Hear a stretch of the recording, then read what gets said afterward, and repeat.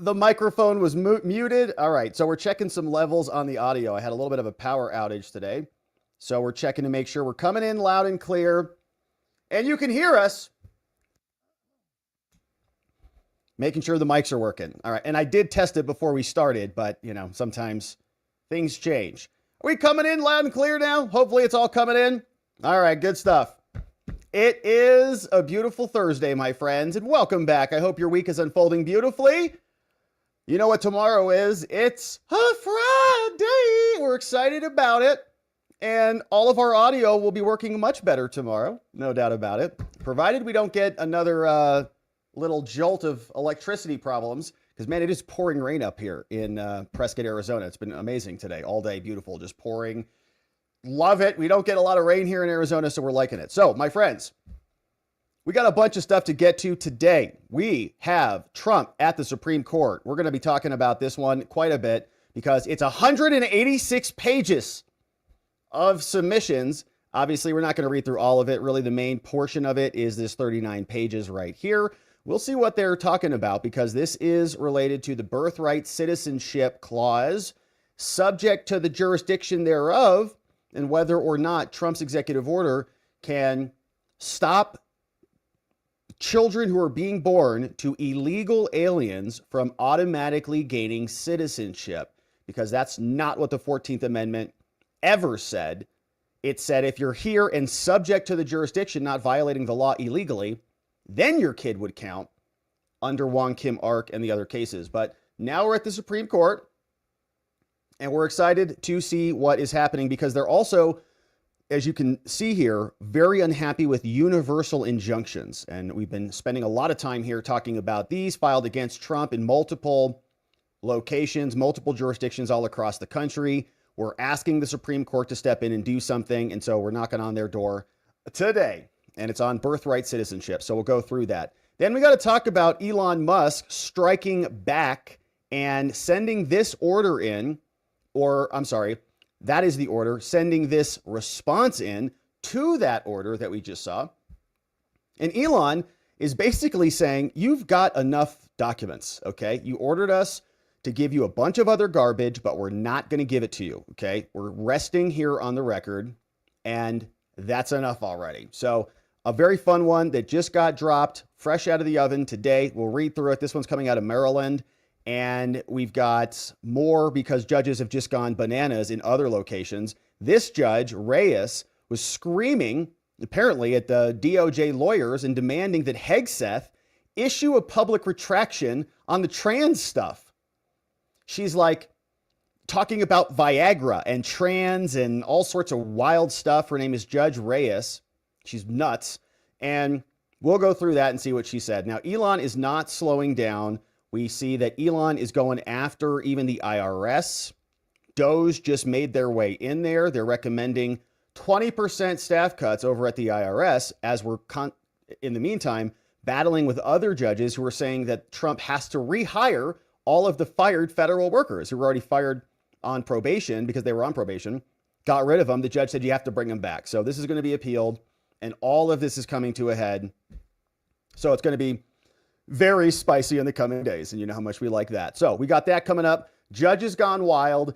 Elon striking back. And then we'll talk about this shutdown because I think this is backfiring on the Democrats. Either way they go, they're totally screwed, is what the White House thinks about this. They're taunting the Democrats over the shutdown. Oh, you're going to shut the government down? No, don't. Please don't. We'll be so upset. So they're very formidable in their position right now. We'll talk about it. We've got Chuck Schumer and Nancy Pelosi. They sat down. Look at this, for some tea or something.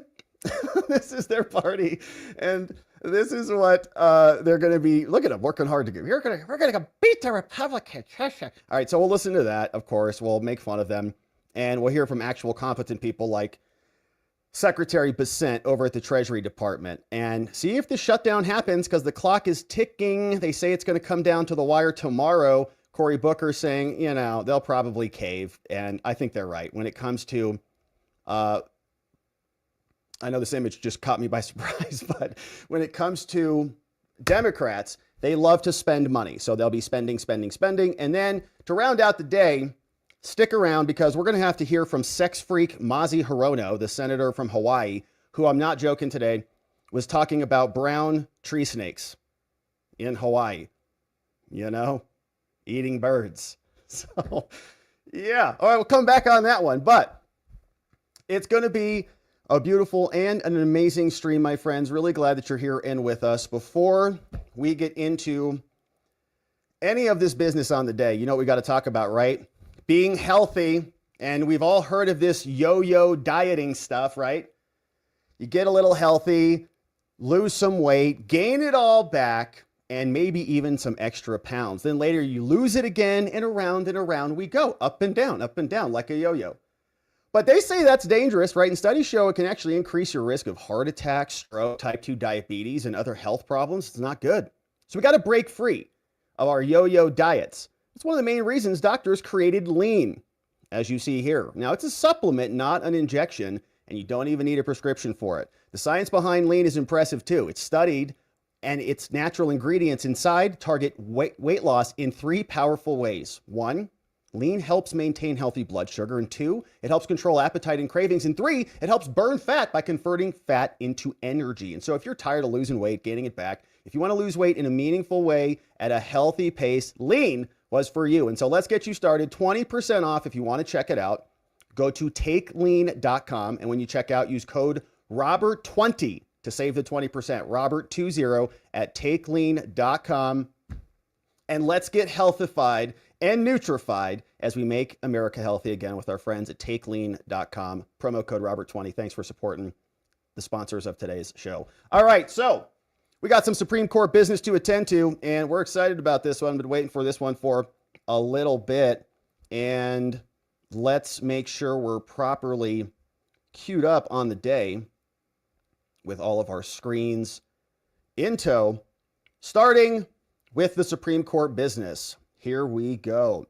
President Trump and the Trump administration go into the Supreme Court. This one's over birthright citizenship, a very important issue. The question being, do illegal aliens who break the law and come into this country illegally, who then have children and plop them here geographically in the United States, do those babies have citizenship under the 14th Amendment? Now, for a long time, American law has just presumed, yeah, I guess so. And that, in my opinion, has never been accurate. We always have had a question about this phrase, subject to the jurisdiction thereof. If you're subject to the jurisdiction of the country, that means you're abiding by the laws. You're a legal person here with legal residency, legal visa status, or some other basis to be here lawfully. But if you're illegal, you're not subject to the jurisdiction. You're violating the jurisdiction, and that child does not get the benefits of your unlawful behavior. We'll see if that argument makes its way into this.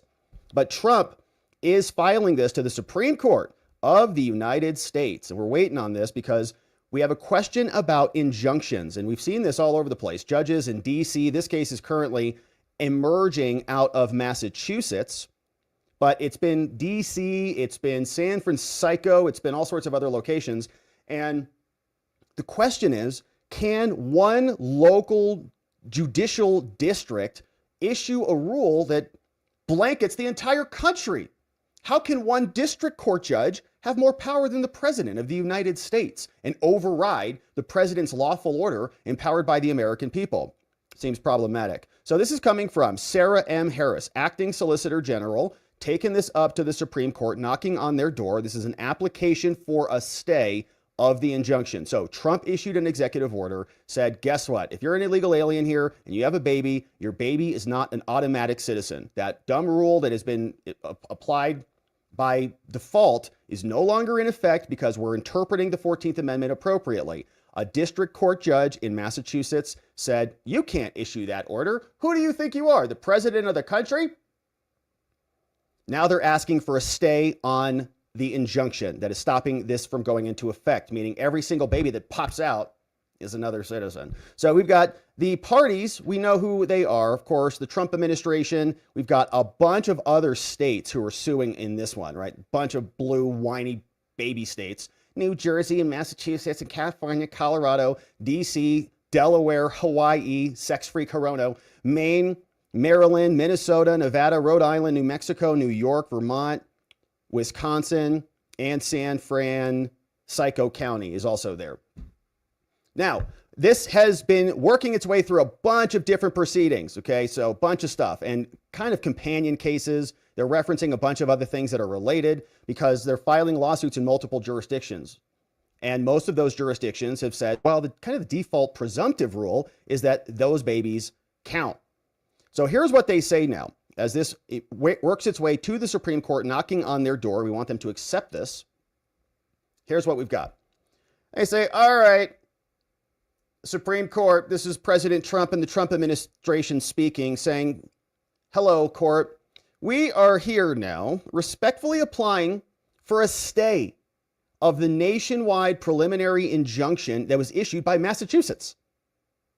We're appealing this up to the First Circuit, but we need this to be stopped now. The government is also filing similar applications from other locations across the country. And we're seeing various circuits come up with different opinions, and now they're time to bubble up to the Supreme Court.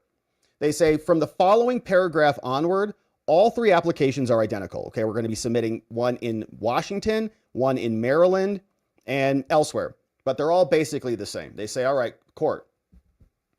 These cases, which involve challenges to President Trump's executive order on birthright citizenship, raise important constitutional questions with major ramifications for securing the border. But at this stage, the government comes to this court with just a modest request. While the parties litigate weighty merits questions, while we work our way through this in the lower courts, the court here, Amy Coney Barrett, should restrict the scope of multiple preliminary injunctions that purport to cover every single person in the country. So do something about that. Okay, we're going to work our way up on the merits on the other things. We know how much you hate it when we jump over the Court of Appeals. But we ask that you limit those injunctions to parties that are actually within the court's power. One judge in Massachusetts can't issue a blanket rule for the whole stinking country.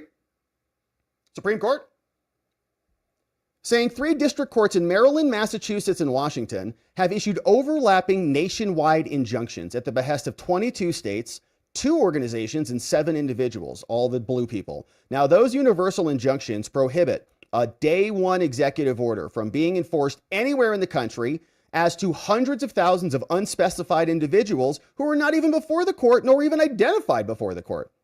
So these people are suing on behalf of people who are not suing. It's like kind of a class action. It's kind of like a ballot amendment or like a ballot measure, right? You go and vote on something. They're just kind of representing everybody to pass new legislation that Trump can't do this thing. No, if you don't like it, right, you've got a mechanism of running for office and you can beat him at the presidency if you like. And then you can be in charge of it and you can make these decisions. But you don't just get to like sue and pass legislation that suddenly says this is the law. It's not a class action. It's a lawsuit. And these overlapping injunctions prohibit federal agencies from even developing guidance about how they would implement the order that actually is lawful. Yet 3 courts of appeals refused to limit that sweeping interim relief to the parties actually before the courts, meaning other people who are not even named in the lawsuit are getting a benefit of this lawsuit. They're not a part of it. Your Honors, at the Supreme Court, and what we're seeing here is they're including Gorsuch in a concurring opinion. They say, Your Honor, listen, Supreme Court, this is hardly the first time that individual district judges like this guy have entered injunctions to govern the whole nation from their courtrooms. Gorsuch mentioned that. Such universal injunctions, the type of which we've been seeing here, though a relatively new phenomenon in the era of Trump, have become ubiquitous, posing a question of great significance that has been in need of the court's attention for quite some time. Now, the reasons are familiar. Universal injunctions are legally and historically dubious. That was a 2018 case at the Supreme Court. And someone else said that they are patently unworkable. That was Judge Gorsuch. Judge Thomas also joined in on that in 2018 and 2020 in a concurring opinion. They say this is ridiculous. Universal injunctions transgress constitutional limits on the court's powers, which extend only to rendering a judgment or decree upon the rights of the litigants. You got to be a party to the lawsuit. That's why in a class action, they bundle you together. There's a special process for certifying the class. And if you want to change the law for everybody, You can run for office or you can petition your legislatures to make that change. You don't get to sue and have a judge do that.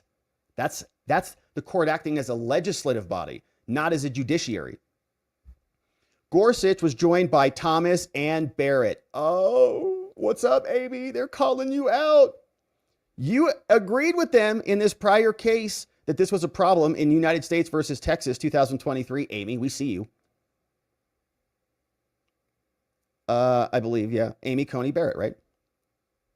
Yeah. Concurring in judgments. Universal injunctions are also incompatible with foundational limits on equitable jurisdiction. So it's not even valid in the courts of equity. Alito joined in that one with Gorsuch and Thomas and Kavanaugh. Okay, so now you add in Barrett plus Kavanaugh plus Gorsuch plus Thomas plus Alito. We're getting to good numbers. And Amy, you should accept this case and do something about it. Nationwide injunctions, and I keep ragging on Amy a little bit because she doesn't like to hear these things, hear these cases outside of the proper hierarchy. Her position is, well, if the Court of Appeals denied it, then go back to the district court, fight it there. Once there's a preliminary injunction, then you can appeal it to the Court of Appeals. They deny it, then you can come up to us. But don't issue the stay now. Okay, we'll come back and deal with it later. We saw this in multiple cases, one which was the USAID money, which ultimately I think worked out because that judge backed off big time after getting backhanded by Judge Alito. And then in the other case where Amy Coney, the Trump sentencing case, right? Remember, she didn't want to hear that case because of the appellate procedures, probably. She didn't give us any justification for it, but we're seeing a pattern here develop where anytime Trump jumps ahead, she says no, or the Supreme Court says no. Now, universal injunctions, like all of these judges have been doing, blue judges, compromise the executive branch's ability to do its job, carry out its functions, as administrations of both parties have already explained. Now, universal injunctions, Supreme Court, couldn't be more true, have reached epidemic proportions since the start of this current administration. Courts have graduated from universal preliminary injunctions now to universal temporary restraining orders, cutting them off before it's even getting to a preliminary injunction. They've gone from universal equitable relief to universal monetary remedies, and they've gone from governing the whole nation to governing the whole world. We can't even have any say in foreign policy now. District courts have also issued more universal injunctions and TROs during February 2025 alone than through the 3 first years of the Biden administration in total. Insane number. They're going nuts. And think about this for a second. If these judges are going absolutely bananas in these massive cases that are having, work, they're very public, that we're all paying attention to, that have a big microscope and a giant spotlight on them, that are going to work their way up to the Supreme Court and more, right? These judges have scrutiny on them. Think about the judges right now that do not have the scrutiny on them. And in this case, I'm talking about immigration court judges who are working on an individualized case-by-case basis. Okay, they're making individual rulings one at a time. So we can't see that. It's security by obscurity. It's thousands and thousands of cases working their way through the system with judges who are of the same disposition as these folks who are beyond scrutiny because these are private individuals and they're not bundled up being filed by Democrat super lawyers. Think about how bad it is everywhere, and we just can't see it. This stuff is the iceberg that's above the surface, but below it, the rest of the judiciary is rotten through and through. So the sharp rise in universal injunctions stops the executive branch from performing its constitutional functions before any courts even fully examine the merits of those cases and threatens to swamp this court's emergency docket. And so Supreme Court, even measured against other universal injunctions, those at issue here stand out. The universal injunctions here go to all 50 states. They go to millions of aliens all across the country who are dropping babies like it's New Year's, even though, or 9 months after New Year's, even though, like it's September, even though tailored interim relief for the plaintiffs to these suites would fully redress their alleged harms. The courts granted these universal injunctions to the states who plainly even lack standing to raise citizenship clause claims. They're not illegal aliens, these states. Why are they suing? They don't have to battle with citizenship. They're states. So illegals can file a claim if they're unhappy with this interpretation, defying the bedrock principle that states, like other litigants, may assert only their own rights, not the rights of third parties. Why are these blue states representing illegal aliens against this country? The courts granted universal injunctions to bar federal agencies from even developing or issuing guidance about Trump's new order. It contravenes the foundational rule that courts cannot restrain the executive branch's internal workings. Trump can't even write a memo about this because the judge is now in control, by preventing agencies from formulating or issuing policies in the first place. And individual district courts layered their universal injunctions on top of each other, creating a jurisdictionally messy scenario where the government must run the table over months of litigation in multiple courts. They got to win everywhere, right? In this case, they got to win in Maryland. Then they got to go win in Maine or whatever the other M state was. Then they got to go win in the third state, right? So on and so forth. They got to just win, because one injunction being won, there's still another one that's nationwide and another one all over the same issues. As Judge Niemeyer put it, these overlapping nationwide injunctions exemplify the unseemliness of such a broad extension of judicial power. And these judicial injunctions also exacerbate the existing circuit split over the permissibility of universal injunctions as they're being dropped on us now. Now, this court should declare, Supreme Court, you come out and say, enough is enough. Before district courts' burgeoning reliance on universal injunctions becomes further entrenched, the court should stay the district court's preliminary injunctions, except as to the individual plaintiffs who are party to this lawsuit and the identified members of the organizational plaintiffs, the groups that are suing. And if the court concludes that states are proper litigants, even though they're not illegal aliens, as to individuals who were born or reside in those states, then they can be on here. Now, at minimum, the court should stay the injunctions to the extent that they prohibit agencies from developing and issuing public guidance regarding the implementation of this order. Let us do our job. Supreme Court, only this court's intervention can prevent universal injunctions from becoming universally acceptable. Nice. They continue. Knocking on the door of the Supreme Court. They write, all right, listen. You guys know what happened. On January 20th, Supreme Court, Trump issued an executive order. That order is part of the administration's efforts to stop illegal immigration and to reform the broken system. Section 1 of the order recognizes that the Constitution and the Immigration and Nationality Act confer citizenship upon all persons born in the United States, and here it is, subject to the jurisdiction thereof. Specifically, the 14th Amendment of the Constitution provides that all persons born or naturalized in the United States and subject to the jurisdiction thereof are citizens of the United States and of the states wherein they reside. Now, that provision is known as the Citizenship Clause. It repudiated Dred Scott, which misinterpreted the Constitution to say that people of African descent were not citizens based solely on their race. That's what it was for. Congress reaffirmed that in 8 U.S. Code 1401, where they wrote and codified this: a person born in the United States and subject to the jurisdiction thereof is a citizen of the U.S. Now, Section 1 of Trump's order identifies two circumstances in which a person born in the United States is not subject to its jurisdiction.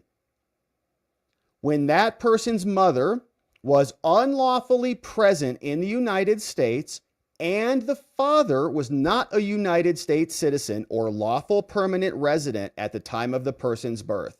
Okay, mom was not here legally, and she's not a citizen, obviously. If she was a citizen, she would be here legally. And dad is not a lawful permanent resident or citizen, not a United States citizen or lawful permanent resident at the time of the birth. Okay, so no lawful reason to be here.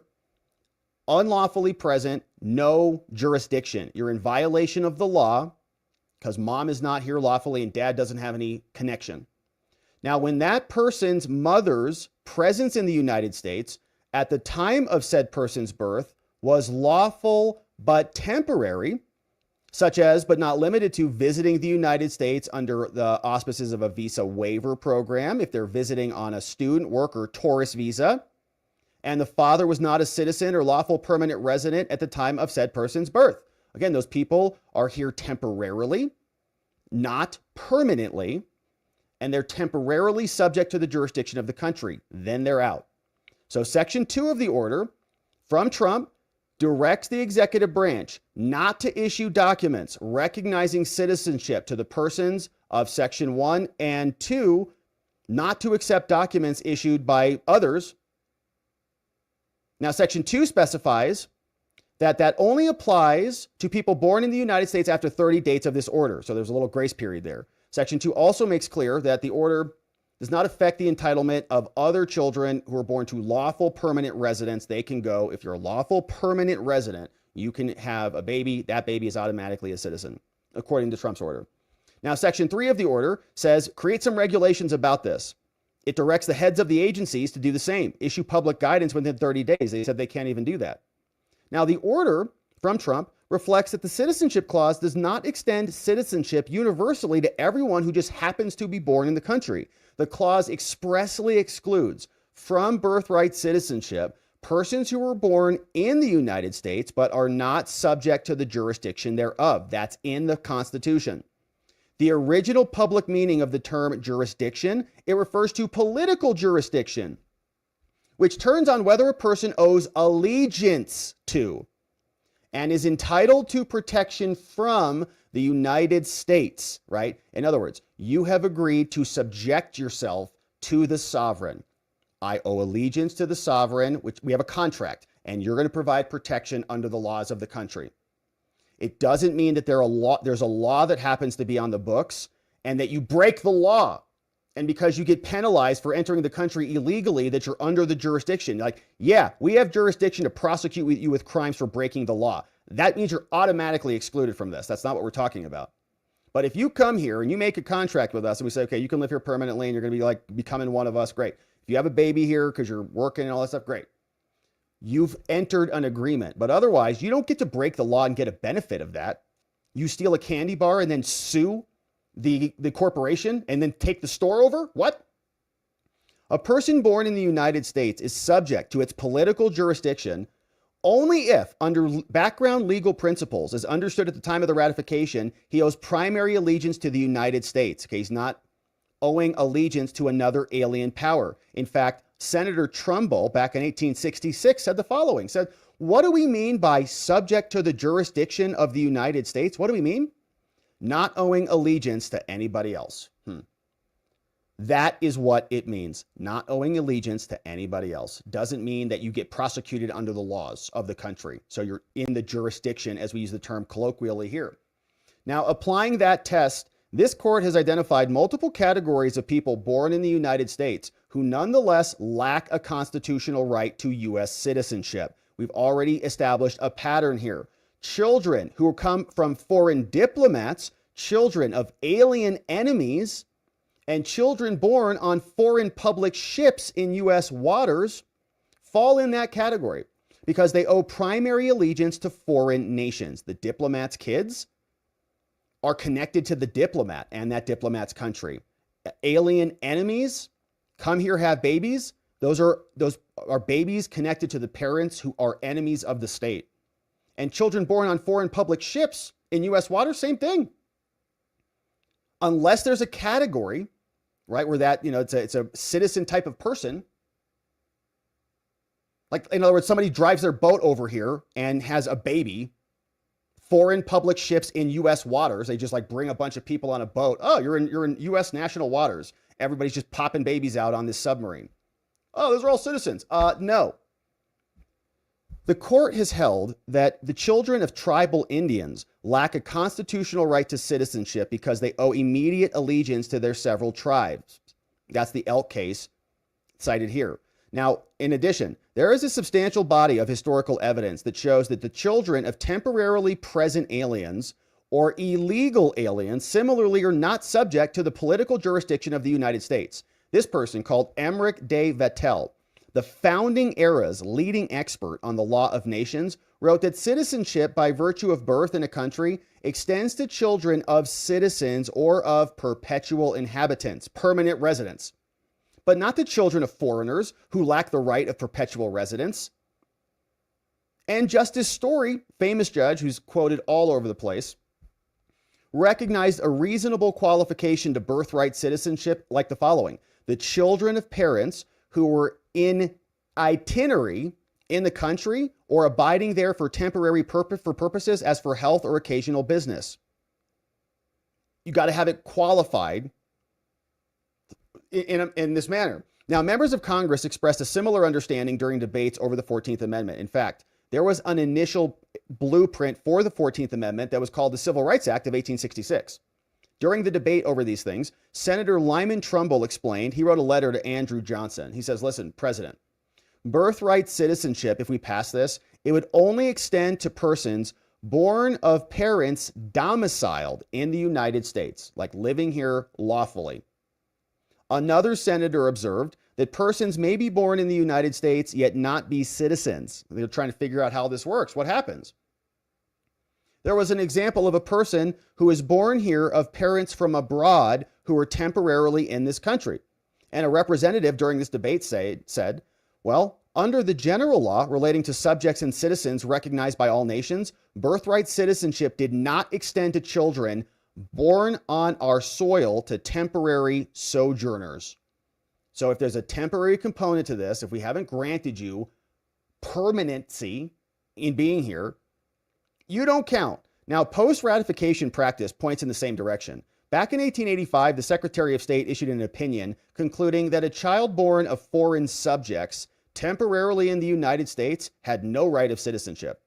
Back in 1885, they figured it out. A state Supreme Court determined that the jurisdictional element of the citizenship clause excludes those born in this country to foreign parents who are temporarily traveling here. And legal scholars also explain that the words subject to the jurisdiction thereof exclude the children of foreigners transiently within the United States. If you're here just kind of unaccounted for, you're not a citizen. Now, the court in the Supreme Court in Wong Kim Ark, okay, this is like the big monster case on this legal issue, it addressed this. The question presented in this massive Supreme Court case that the Supreme Court decided back a while ago said, in that case, the question was whether a child born in the United States of parents of Chinese descent, who at the time of his birth, the parents are subjects of the Emperor of China. Okay, so two parents, Chinese, living here. This is like 1886, I believe, long time ago. Or maybe even before that. Looking for a citation here, but it's old, back in the 1800s.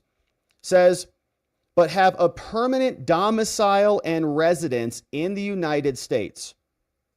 So the Wong Kim Ark parents were lawful permanent residents. So they are not illegal aliens. They were subjects of the Emperor of China,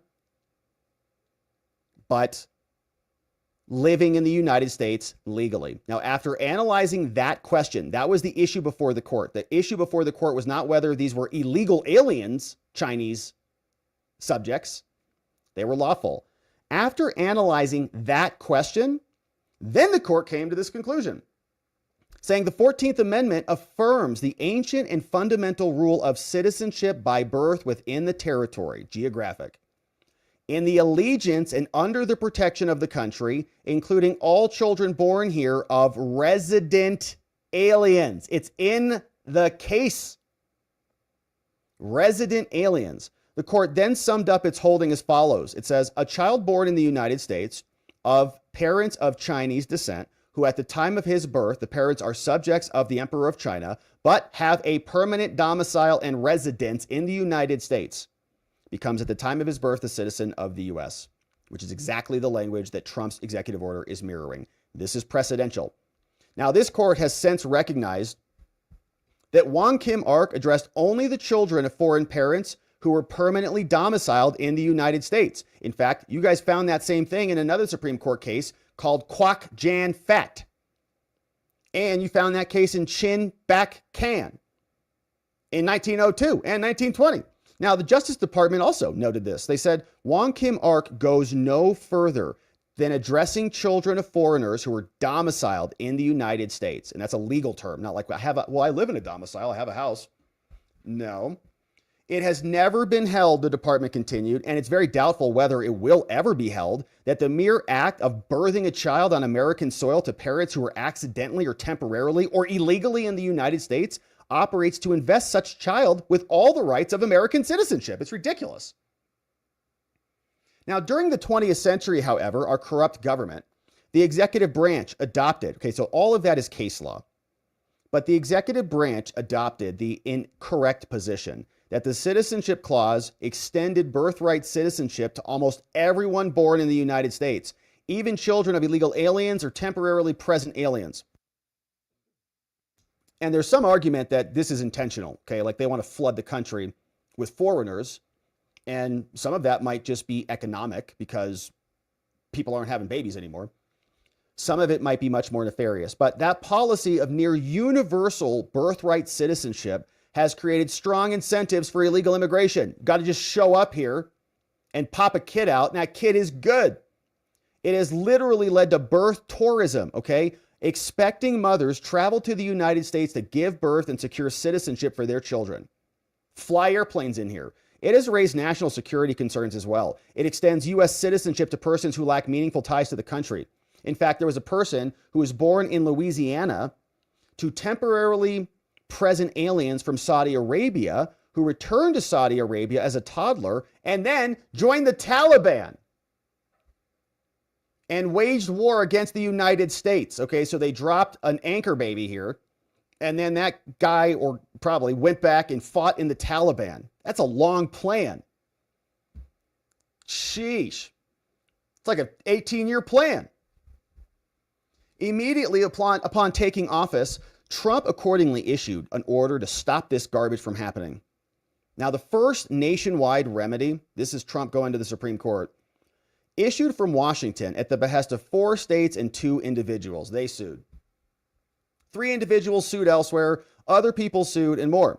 But then 3 days after the issuance of the order, the district court granted the state a universal temporary restraining order that hit everything.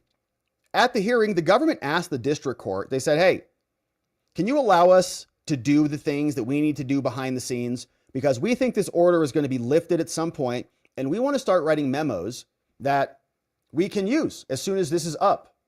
The judge said, no, you can't. You can't even begin thinking about this in the shower. So then 2 weeks later, the district court granted the state's request to enjoin the implementation on a nationwide basis. The court stated a geographically limited injunction would be ineffective and unworkable. So every baby everywhere who's born to an illegal is now a citizen because this judge overrode President Trump, who was elected by America. This judge was not. Said the government appealed, moved that injunction to be stayed. Nobody took any action on it. Then there was another one, right? Same situation happened in Maryland. Maryland sued, somebody called CASA Inc. The government appealed, moved for a partial stay. A divided 4th Circuit similarly denied relief. Judge Niemeyer dissented, though. He said, we would grant the government's modest motion here. It's not seeking anything big. It seeks only to cabin the injunction's appropriate reach. And Judge Niemeyer in the 4th Circuit said that he has grave concern about national injunctions, highlighted the unseemliness of such a broad extension of judicial power, and described the preliminary injunction here as presumptuous and jurisdictionally messy. Shout out to Judge Niemeyer. Now, this is an interesting thing that's happening. We're starting to see one question that's popping up as we're going through this is why are they taking this particular case up to the Supreme Court and making this about nationwide injunctions? Is it because, and I don't know the answer to this, but it's worth researching, this might be a more attractive case for Amy Coney Barrett to latch onto and John Roberts? In other words, are they more inclined to grant a remedy on a nationwide injunction problem that is emerging from immigration rather than emerging from USAID cuts? Okay. They don't want to touch that right now, But this immigration thing, maybe it does kind of rub Amy Coney Barrett the wrong way, or John Roberts the wrong way, in a way that USAID did not. So the third case, New Jersey, third nationwide injunction came out from them. The district court acknowledged, they said, yeah, a nationwide injunction does raise meaningful concerns about the scope of this. But if we only limit it to our state, it's inadequate, because people can go across the border and travel all over the place, and everybody will leave our state. They'll go over here and have a baby. So all the illegals will just, oh, you're pregnant? Let's go over to New Jersey. Now, in the same opinion, addressing the state respondent's suit, the district court addressed a separate suit brought by two other people. The government appealed. The Court of Appeals denied the stay. That's why we're here. And the court even said at the lower level that it would not read the plain terms of the district court's order because we can't hear the case right now. So Trump's DOJ goes to the Supreme Court. With all of that out of the way, here is their argument. They say, all right, Supreme Court, this Supreme Court has frequently granted complete or partial stays of universal orders that were issued by district courts before. So don't act like we're here trying to twist your arm on this, Amy. You guys did it in McHenry. You did it in Garland. You did it in Labrador. You did it in Wolf. You did it in DHS. You did it in Barr. You did it in Trump. You did it in International. In many cases, you've done this. The usual stay factors are similar here. And even Amy Coney Barrett, in this case, called Doe's 1 through 3, in 2021 did something similar. And so since you've done this about 1 million times before, why don't you do it here? We're going to win this anyways. Because these injunctions are overbroad in 3 ways. They're not allowed to do this. They grant relief to non-parties, illegals who are not even suing or getting relief. They're granting relief to other states who are not even suing. And they're enjoining the operations of the executive branch, which is our prerogative to execute. Now, the court's overbroad injunctions are causing irreparable harm to the government and to America, and narrowing the injunctions to their proper scope, Your Honors, would not cause any hardship to the only plaintiffs who are properly before the court, and this would be in the public interest, right? And this is another example of an overbroad order, right? They're trying to be overly demanding of Trump but there's this tension here, because if the courts order Trump to do too much, then Trump might refute that and reject that. And then that is the impeachment trap, because Trump is rejecting a court order. We're in a crisis. So they're balancing that, right? They want to push him, but they can't push him too far, because then they get into this territory where it's overbroad, where 3 states are now essentially creating injunctions for all 50. Wait a minute. How does that work? Supreme Court needs to do something about this. The imbalance, the inequity is obvious. It's palpable. It's 3 over 50 over 47. Now, the universal injunctions are granting relief to people who are not even here. Even the judge at the higher court said this is a modest request, okay? The injunctions should not have inappropriate reach. We should not have overlapping nationwide injunctions that could have the effect of preempting or interfering with other orders of the courts. The district courts, say the Trump government, should have limited their preliminary injunctions to the parties properly before them, the individual respondents, the organizations, and the states. That's it. This modest relief we're asking you for would correct the district court's massive remedial foul. These remedies that they're instituting exceed the power of the Article 3 courts. They conflict with long-standing limits on this type of relief. They're imposing a severe toll on the federal court system. And they're referencing the AIDS doctors case, which we've talked about a lot here, and the recent dissent that came out from that, with Judge Alito backhanding Judge Amir Ali in the AIDS case, who, of course, he came from Canada, So start with the constitutional problem, says Trump. Article 3 of the United States Constitution authorizes federal courts to exercise only judicial power, not executive power, and their power only extends to cases and controversies. They don't get to legislate for the whole country. Under that power, courts can adjudicate claims of infringement of individual rights from individual people, not every illegal alien everywhere in America, whether it was an unlawful action of a private person or something else. Now, courts that sustain these claims may grant appropriate relief, like, for example, an injunction, but they cannot grant relief to strangers to the litigation, Article 3 does not empower federal courts to exercise general legal oversight over the legislative or the executive branch. If they reach beyond the litigants and if they enjoin the president, their actions toward third parties would be not to decide a judicial controversy, but to assume authority over a co-equal branch of government. And that's what's happening here. The courts are taken over. Universal injunctions from these courts also contravene precedent. Standing in cases is not dispensed in gross. You don't just give people a right to come to court and sue, especially the government. So plaintiffs must establish standing for each form of relief they seek. You have the right to be here because the court can hear your case and the court can do something about it to grant you the remedy that you seek. It can all happen. But you got to be there.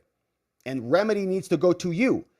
Otherwise, this is called legislation. These are called national laws. And judges are not elected to interpret or to change those. Now, and a plaintiff remedy must be limited to the inadequacy that produced his injury in fact, right? You got to have some actual injury. Now, even if they have standing to seek relief for themselves, they can't seek it for third parties. They can't even answer the question, right? What's it to you? They're not a party to the lawsuit. So universal injunctions also transgress restrictions on their equitable powers of the courts.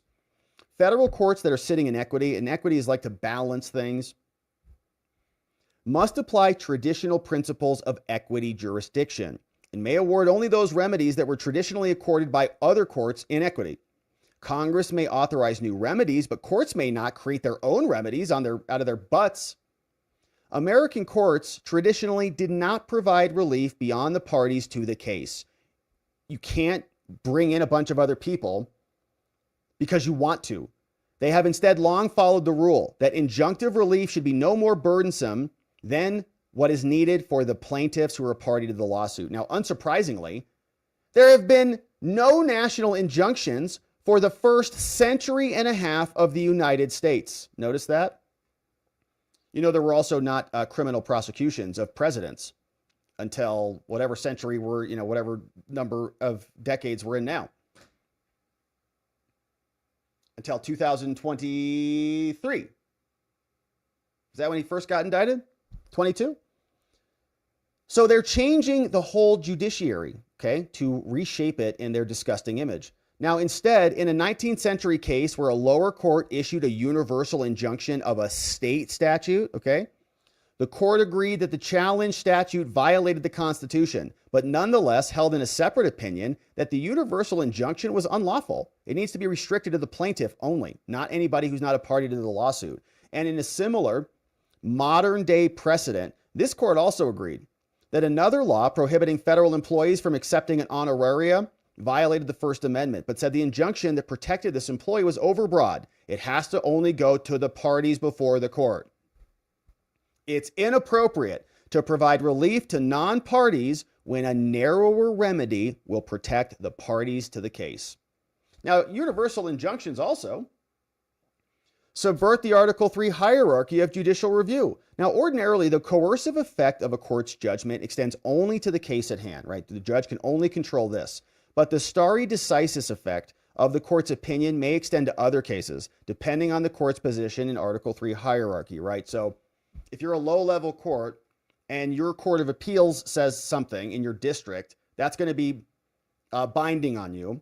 But if there's other precedent in other courts, they might look to that and say, well, this is how they're resolving that issue. Now, district court's opinion has no binding precedential effect at all because the district court is at the lowest level, so nothing is binding on them or persuasive in other districts. Even in the same district or on the same judge in a different case, right? So that's why all these DC judges are ruling differently. Some say you can sue over a contract dispute and get billions of dollars sent your way. Others say you can't do that. This is a contract dispute. File in the Court of Claims. Your lawsuit is dismissed in the same district. They're not binding on each other. But of a court of appeals does create controlling precedent that would bind those circuits in that district, those districts in that circuit. And of course, this court decision constitutes controlling precedent throughout the entire nation. So if the Supreme Court decides, everybody everywhere is bound. If this court were to hold a challenged statute or policy unconstitutional, the government could not successfully enforce it against anyone, even in light of stare decisis. But when district courts grant universal injunctions, they upend that system. They override everything. They imbue the orders of courts of first instance with the type of nationwide effect usually reserved for precedents of the court of last resort. They're kind of taking power away from you, Supreme Court. Now, these universal injunctions also render meaningless rules about joinder and class actions, okay, as we mentioned before. Take these cases. The individual plaintiffs in Washington, they sought to represent a class of affected pregnant persons in the Washington state. Yet, instead of asking whether the individual plaintiffs actually satisfied a class certification, the district court just granted a universal injunction. Did they even certify them as a class? We don't care. You got your injunction. The court thereby then granted even broader relief than the proposed class could have sought.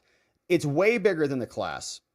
It's everybody across the whole country. Now, the universal relief can also sweep up non-parties who may not even wish to receive the benefit of this. 18 states in Washington filed an amicus arguing that the citizenship order is constitutional. In other words, there's a bunch of states who want the Trump order to be in effect. And this judge is usurping their rights too. But the district court's injunctions prevent the orders from taking effect in the other 18 states who've even made their voices heard that they want this to happen. Universal injunctions cause significant harm to the government. They invite forum shopping. You get guys like Norm Eisen who just take them to different jurisdictions like San Francisco. Different challengers need not file different challenges in different courts. If one files one suit in one court, can secure victory nationwide. You go to the best judge you can find, sue there, know that they hate Trump, and boom, your corrupt law firm suddenly has their privileges back. They force the government to seek immediate relief, go from one court to the next, and finally, we got to scramble in front of the Supreme Court. They countermand the principle that the government is not subject to non-mutual issue preclusion. In other words, that the government may relitigate an issue against one party, even if it has lost that issue against another party in another case. Okay, so in other words, if the Trump administration wins and beats these lawsuits in New Jersey, they can't take that order and say, we literally cannot be sued about this in Maryland. They don't have that right because it's a separate claim. Whereas other litigants in other claims, right, could do that. So if you're being sued personally by multiple, like, you know, he sues you here, you beat him, he sues you in another jurisdiction on the same issue, you say, I already beat you on this, okay? Stop shopping for forums. Can't do that against the government. And they operate asymmetrically. They grant reliefs to strangers everywhere. Whenever a single plaintiff prevails and it doesn't preclude continued litigation by others if some plaintiffs lose. So if they lose, like on one suit, they just go and win here, win over there, win over here, get it nationwide. And finally, Supreme Court, universal injunctions harm the courts.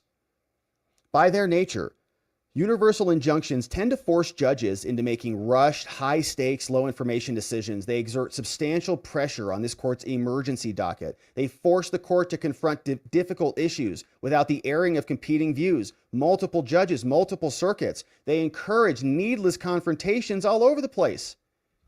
Now, the district courts are not addressing these concerns. They're resting on precedent-defying rationales. They're authorizing nationwide injunctions in virtually every case. This should have been granted only to the people who were here. The Casa District lawsuit deemed universal relief appropriate. They just called it a categorical policy. And they said that Congress can establish the rules and the president has to follow them. Same thing in Washington, and same thing in, as we'll see here, I do believe, as this continues on, hopefully the other state. And hopefully, let's see here where we're going. Okay, let's go to subsection D. Now, all that being said, giving us a summation of what's happening in the other lawsuits, let's talk about the equities. Now, to put it mildly, universal injunctions irreparably harm the executive branch by preventing a branch of government like Trump from carrying out its work. We have those four factors And now we're asking ourselves on this factor of kind of balancing. Is it better for the public? Is it more harmful to one party or another? What are the benefits? Does the benefit outweigh the harm? The president holds that the mandate of the people to exercise the power. That's the president. The executive branch also exists to carry out his policies. Now, courts do play an important role in adjudicating the lawfulness of those policies in justiciable cases when people can actually sue, but they irreparably injure our democratic system when the judges forbid the government from effectuating these policies against anyone, anywhere in the nation. Roberts even said this: anytime a state is enjoined by a court from effectuating statutes enacted by the representatives, that is a form of irreparable injury. We are being injured right now by the courts. We had a say in the election. The courts are interfering and insurrecting our will. Aggravating that irreparable harm, the district court's universal injunctions also interfere with the executive branch operations. They prohibit agencies from even developing or issuing guidance to explain how this order would be implemented. This court should grant stays to correct this. This is an intrusion into the federal government by the federal courts. And these universal injunctions also impair the president's efforts to address the border crisis. In recent years, the United States has faced an unprecedented flood of illegal immigration.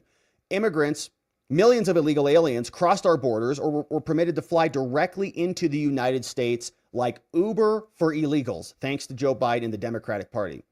Many of these aliens unlawfully within the U.S. present significant threats to security and public safety. Some have engaged in hostile activities, including espionage, economic espionage, preparations for terror-related activities, and their presence in the U.S. has cost taxpayers billions at multiple levels. The district court's injunctions threaten to perpetuate those problems by holding out a nationwide incentives for illegals. What is it? The prospect of American citizenship. They break the law, their kids and them get a bunch of benefits. And then you have people like Nicole Wallace. You can't separate families. They broke the law to drop a baby here, and then you are screaming you can't deport them for literally breaking the law to do that, to exploit our country. On the other side of the ledger, narrowing the scope of the district court's injunctions so that they only apply to the people who are parties to the lawsuit is reasonable. A party-specific injunction would fully redress any injuries that those people might face, but by contrast, harms to the states are not pertinent, and third parties are not pertinent. The traditional stay factors require a court to consider whether a stay will substantially injure the other parties. Now, state respondents are not proper parties to the proceeding, so the states and everybody in the state shouldn't count.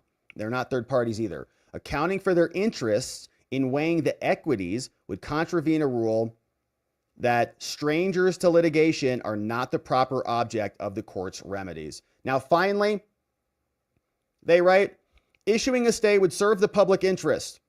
The district courts in these cases emphasize that the public has a strong interest in enforcing the Citizenship Clause and upholding the rule of law, but universal injunctions are thwarting that. They undermine Article 2 and Article 3 and the Citizenship Clause that make up the Constitution. Whatever the Supreme Court views of this lawlessness of the citizenship order, universal injunctions are plainly inappropriate means of redressing any harms to respondents. So, Supreme Court, you might not like Trump's citizenship ban on birthright citizenship, but it's bigger than that. It's about this nationwide injunction, which is undermining the entire system. The public interests support granting this modest application. It seeks only to cabin the inappropriate reach from the lower level courts. And moreover, granting stays would simply allow the agencies to resume their work developing and issuing the guidance here. Work that never got off the ground because they immediately issued an order. Granting relief would not mean that affected individuals would need to file thousands of separate suits either. Affected individuals could just come, get certified as a class, and if appropriate, seek a class-wide relief. Washington individual respondents even sought that procedure. But so long as putative class members all have standing, that approach, unlike the issuance of nationwide injunctions, actually complies with the rules because they are actually people who are affected by this. That procedure also avoids the asymmetric stakes of nationwide injunctions. A class judgment binds the whole class, but one plaintiff's loss in seeking a nationwide relief does not stop others from trying again, right? So if they file a class, which is why they don't want to do that, because if they file a class and they lose, they're done. So there are more than 1,000 active and senior district court judges sitting across 94 districts in America. Years of experience have shown that the executive branch cannot properly perform its functions if any judge anywhere can enjoin presidential actions everywhere. The sooner universal injunctions are eliminated root and branch, the better. And so in conclusion, Trump's DOJ, Acting Solicitor General Sarah M. Harris writes, Your Honor,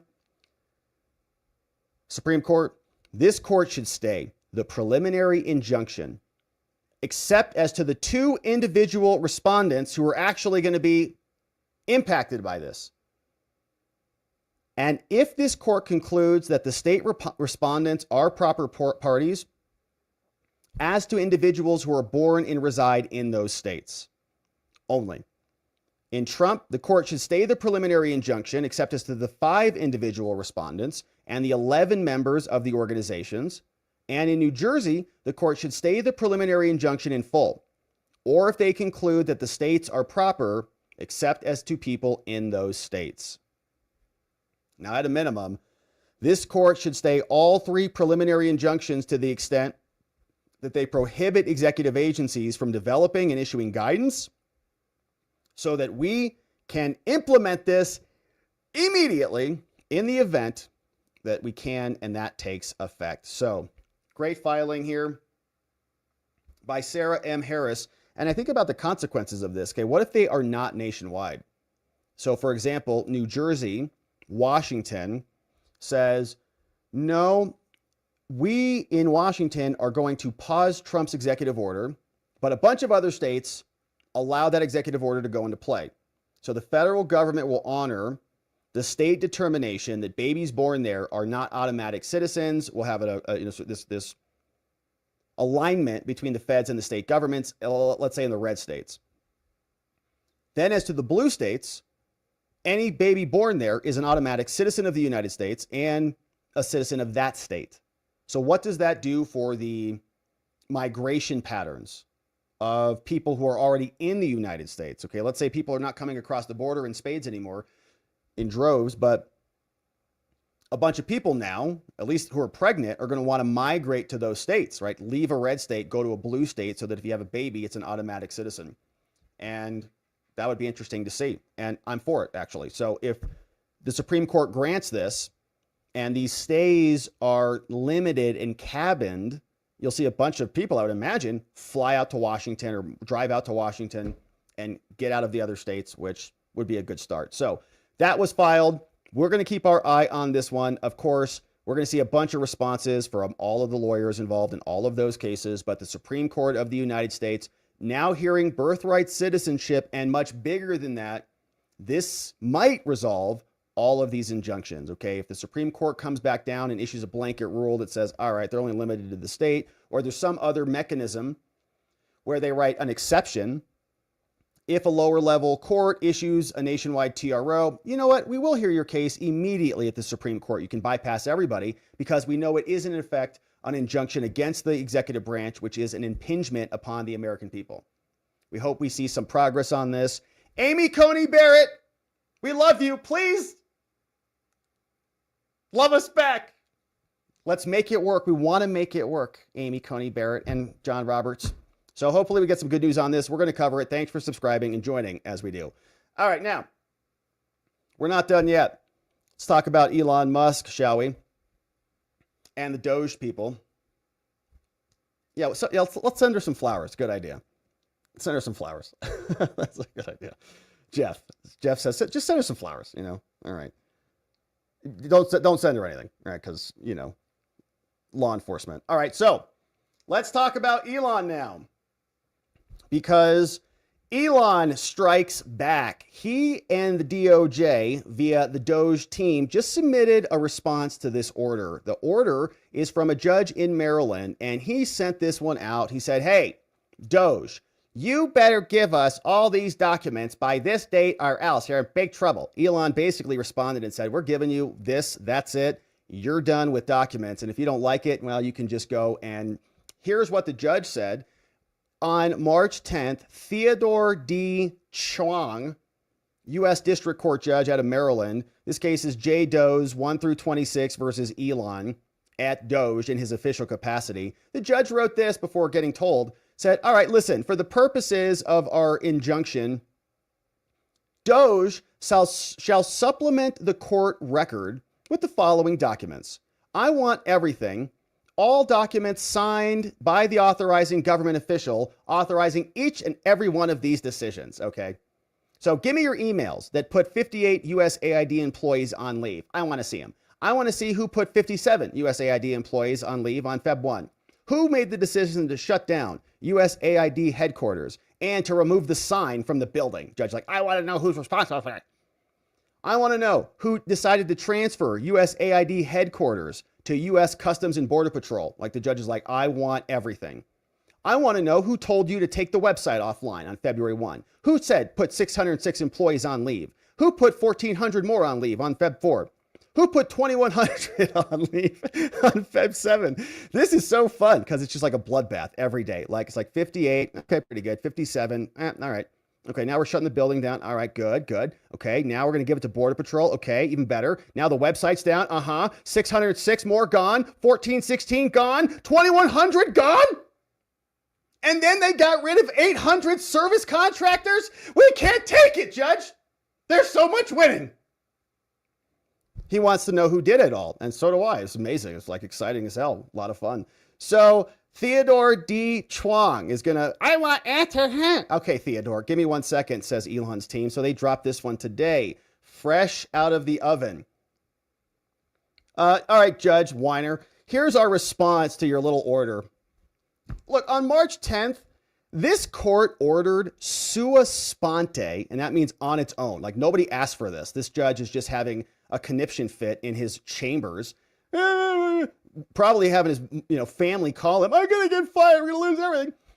So he says on his own, after a bad meal, that Elon must produce within 3 days a number of decision documents in connection with USAID. This is Elon and Doge responding.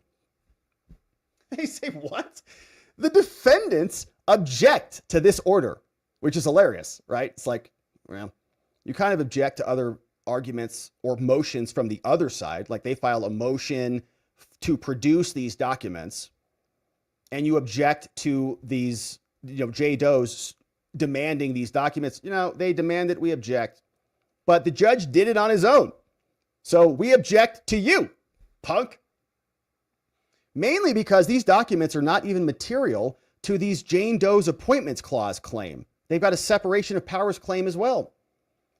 But they admit that Elon Musk occupies no office, so he's not relevant, and that Elon has any authority to legally direct USAID or other agencies to take actions. They admit Elon has no say in any of it, and they're suing about Elon. So if they recognize that he's got no office and he has no authority to take any action, that defeats their claim as a matter of law. They admit he's not in an office, and they're suing under the appointments clause, okay? It's like suing somebody for a DUI, but there's no drugs or alcohol in their system. It's like their claim is going to fail. They say Elon is violating the appointments clause, but he's not in office. That is only for people who are in office. The Constitution says it's for offices that are established by law. Elon's not in there. So the clause thus ensures that when Congress creates an office and vests it with certain legal power, the person holding that office and exercising that power is selected and approved in a politically accountable manner, right?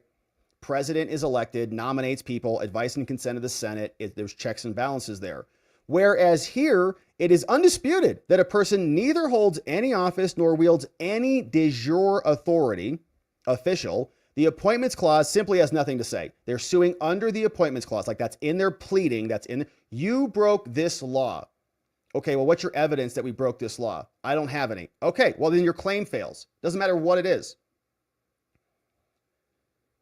So if they could fix their complaint and make some other complaint and say, well, he should be appointed or something else, but as their complaint stands, it's failed. So the order from you, judge, that wants everything from all of our firings, it appears designed to test whether certain actions about which plaintiffs complains, like the judge wants to know, were these things taken by officers of the United States who held legal authority to take them? Okay, and this is so fun because it's just calling the judge out to his face. It's like, judge, can you just stop being a little weenie and just ask what you're wanting to ask? We're not going to give you documents on all that crap. What do you want to know? It seems like you're trying to ask whether these actions were taken by officers of the United States who had the lawful authority to do that. Is that what you're asking, judge? Well, guess what? They were. And plaintiffs, the people suing these does, they bear the burden of proof for this one. And it's a particularly heavy one if they want to seek a preliminary injunction against us. And they have provided no evidentiary basis to conclude otherwise. There is no evidence that somebody made a decision outside of the law. And it's their burden to bring it up, not yours, judge.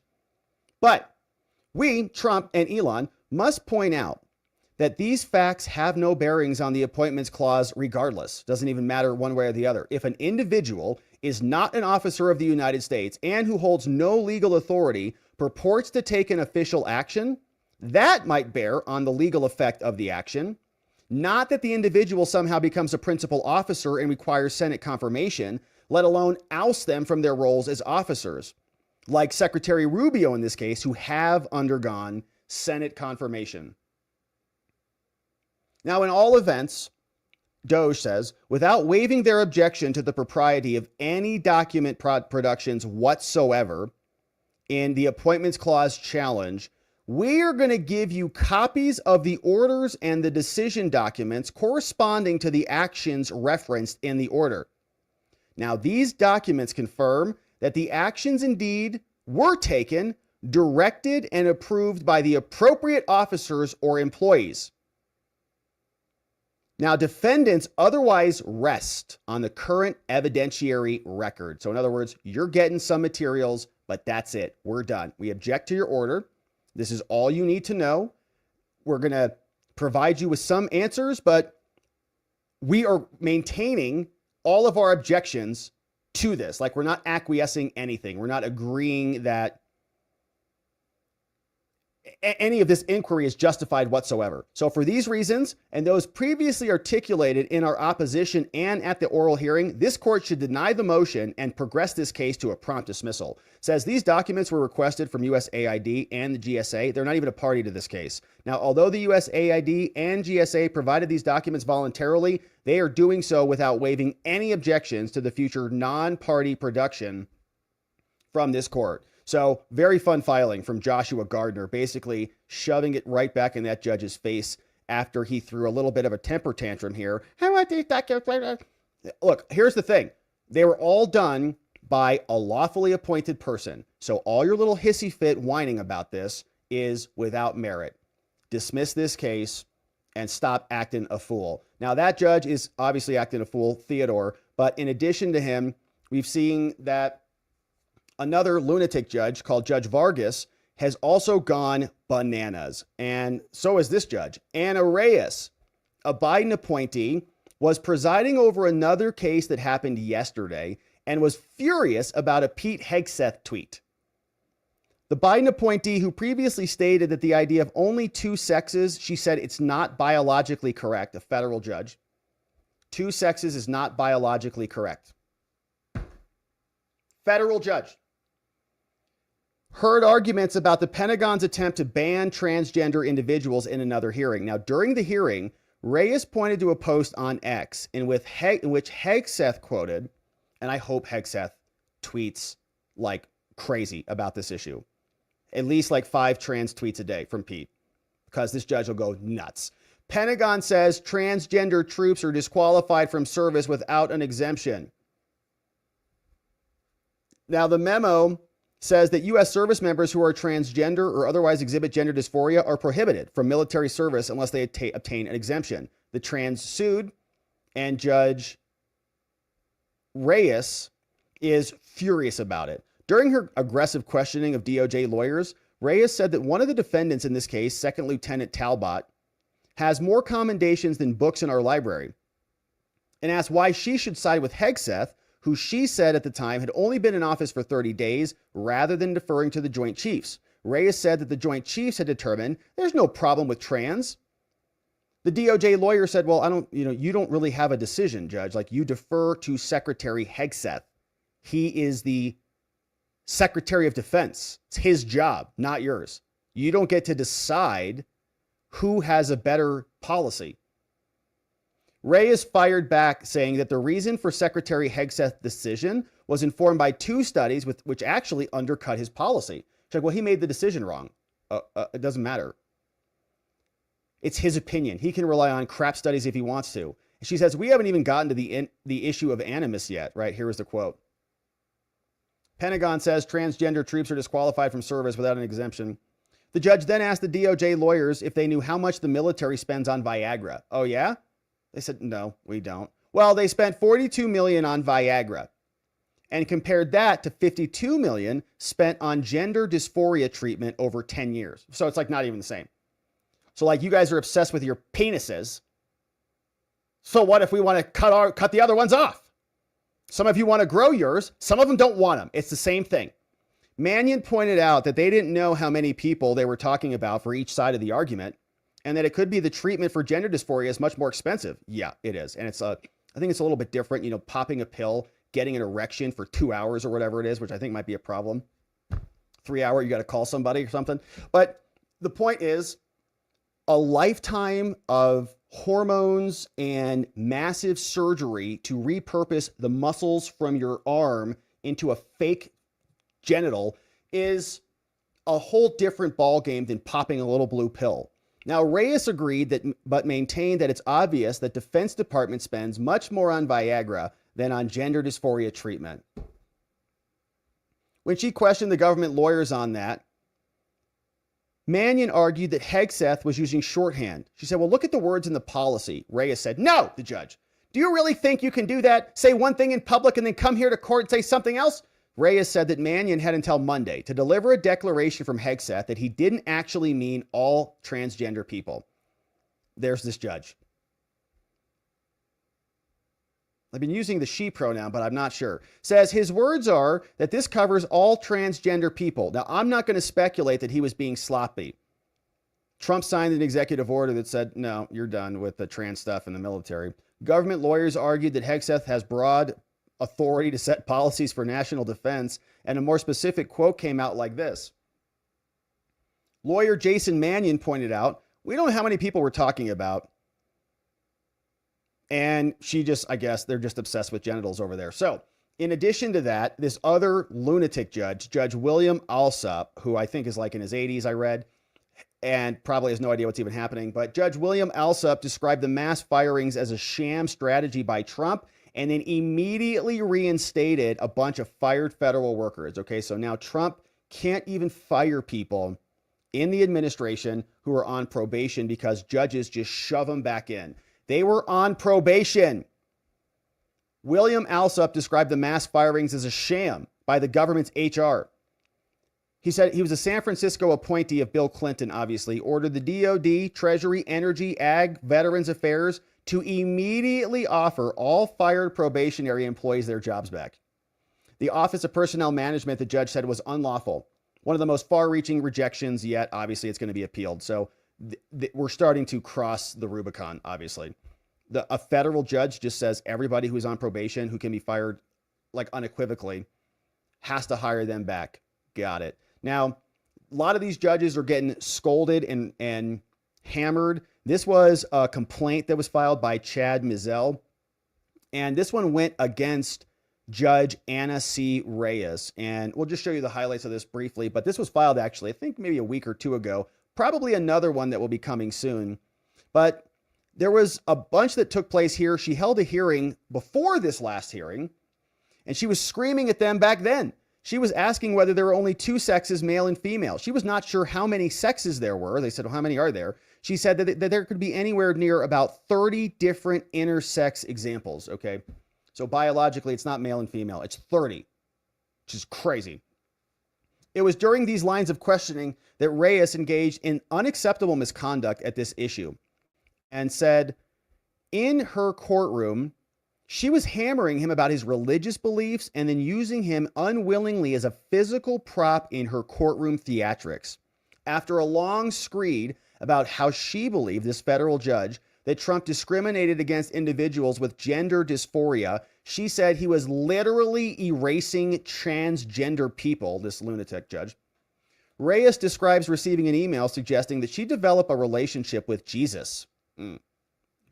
Pretty good advice. She then uses this aside as an excuse to randomly pivot to questioning the DOJ attorney about his religious views. Says, well, what do you think Jesus would say to telling a group of people that they're so worthless that we're not going to allow them into homeless shelters? Do you think Jesus would be like, oh, sounds right to me? Or do you think Jesus would say, WTF? Of course, let them in. I'm like nuts, right? Like when I say like these psycho judges, like they're nuts. This line of questioning is deeply problematic for several reasons. Well, first, the question has no relevance to the legal analysis of military policy, obviously. Second, it placed DOJ counsel in an untenable position of either appearing unresponsive or speculating about an incoherent hypothetical alignment with Reyes's personal religious beliefs. Counsel did not fall into that trap, though. Provided a professional response that highlights the impropriety of the action and the question itself. The DOJ attorney said, Your Honor, the United States is not going to speculate about what Jesus would have to say about anything. That's a great answer. Your Honor, that calls for speculation. We don't know what our Lord and Savior would say about that. The United States is not going to speculate about this. She probably went nuts. Third, sporadic use of the inappropriate abbreviation WTF. She kept saying, WTF. During the questioning of an attorney on his religious beliefs sheds light on the severity of this judge's lack of professional decorum. Now, unfortunately, Reyes's misconduct was not isolated to a single incident. The transcript also reveals that Reyes attempted to embarrass counsel by physically directing him as part of a rhetorical exercise in front of other attorneys, court personnel, and members of the press. During an exchange about discrimination, Judge Reyes abruptly instructed DOJ counsel, said, I made a change to my standing order when I was in the back. My new standing order says that no one who has graduated from UVA Law School can appear before me. So I need you to sit down, please. I need you to sit down. Wow. When counsel complied with this directive, because he's in her courtroom, the judge continued her hypothetical about UVA law graduates being banned from her courtroom because they're all liars and lack integrity. She's nuts. Only after Judge Reyes used counsel as a physical prop, sit down, did she instruct him to come back up and continue the proceedings. This directive served no legitimate and judicial purpose and transformed an attorney appearing before the court into an unwilling participant in the judge's demonstration.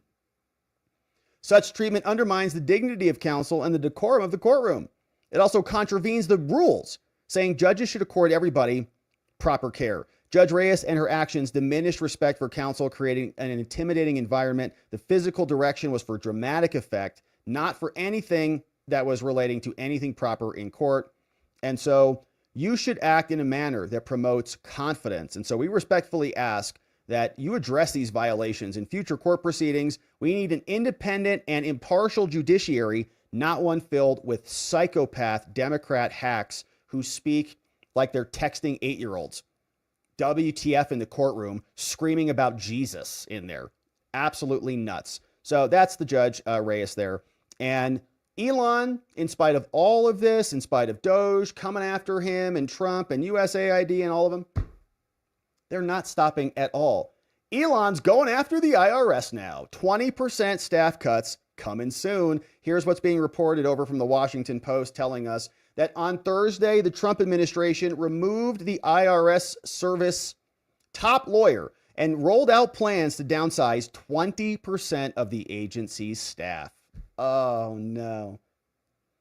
It's a good start. William Paul, a career official named to the position in January, will be replaced by Andrew DeMello, who was nominated to be the Education Department Inspector General before. 3 people speaking on condition of anonymity, not authorized to speak to the media about any of this, but it's happening. Also, DOJ officials instructed the acting IRS commissioner to eliminate 18,000 IRS jobs gone by May 15th. Afuera. The tax compliance department would have the largest job cuts, 8,200 gone. Taxpayer services, 3,200 gone. These moves are only an initial phase of the job cuts. Gavin Kleiger, a DOJ software engineer, has signaled to agency leadership plans for further headcount reductions, according to 2 more. The internal reshuffling comes as career staff clashed with DOJ officials and battle attempts to access information, but they're coming in hot. All 5 people who spoke on the matter said Paul's ouster provoked concerns. All the career staff are already freaked. Doge O'Donnell, a civil servant who spent, who spent several decades at the agency, left last month, the IRS after a disagreement with Trump's new people. Spokespeople for the IRS and Treasury declined to comment. Doge has sought to use IRS records as part of its efforts to reduce fraud. Trump administration moving ahead with plans to reduce even more. Some saying maybe 25,000 additional employees could be axed on top of 12,000 who've already left. Highly unusual, they say, to remove an acting chief counsel, according to former acting chief counsels. While the chief counsel is a political appointee who often leaves, they're typically experienced career officials, which is exactly why they need to go. So Elon, not slowing down, striking back, telling a judge that we're going to give you what we give you. You don't need any more. Stop raising these arguments on your own. We object, and the cutting will continue. So we'll keep our eye on this, on these wacko judges. Thanks for subscribing and joining as we do. All right, and we got one more update, my friends. And then we're going to hear from you on the day. But here is another fun one. The Schumer shutdown backfiring. They're totally screwed. Trump and Vance not even perturbed in the slightest. Now taunting the Democrats over this threat to close the government. Oh no, don't do it, Chuck. Here is what they are reporting over from state media Politico, saying Senate Democrats haven't even surrendered yet on the government shutdown, but already the White House is gloating about making them eat crow, almost taunting them. Go ahead and vote no. We dare you. Chuck Schumer threw down the gauntlet yesterday, proclaiming that Republicans don't have the votes to keep it open, and we're going to object. Blah, blah, blah. I got a clip of him and Nancy Pelosi coming up in a minute, but they're 100% going to swallow it, said one White House official. They're totally screwed. The confidence is especially noteworthy given that Schumer has yet to detail his plans. Many lawmakers in both parties are privately predicting some sort of a deal will be reached because Democrats love to spend money, but it's not a done deal. Given the intense pressure from Trump and from the Democrats to flip Trump the bird, there's still plenty of time for Democrats to back away from a deal. In some ways, it's almost like the administration is itching for a shutdown and daring Democrats to touch the stove. Do it. Do it. Last month, OMB Russ Vought notably gave agencies until Thursdays to submit plans for large-scale reductions in force. And if we shut down, Russell Vought gets like massive powers by precedent, by rules. It's like, oh, you're in shutdown mode. Okay, well, here's what you do in a shutdown. It's like execute, plan, whatever.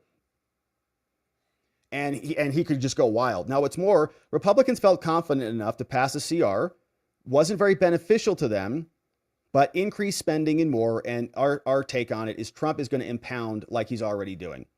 So as long as it doesn't bind him in any way, it's just a continuation. It's fine. Keep continuing, whatever. He's impounding. He'll respend the money, but it's going to be reshaping that funding into stuff that is actually beneficial for America. In some ways, the White House's posture smacks of overconfidence, maybe even arrogance. I don't think so, but not so with Trump. Instead of extending an olive branch this week, he slammed him. He went after Chuck Schumer, said he's no longer Jewish because he is Palestinian now. It's official, just like the Gulf of America.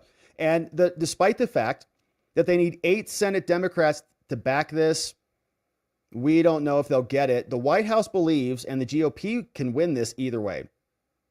J.D. Vance privately told House Republicans this week that the GOP would be blamed in a shutdown since they control everything.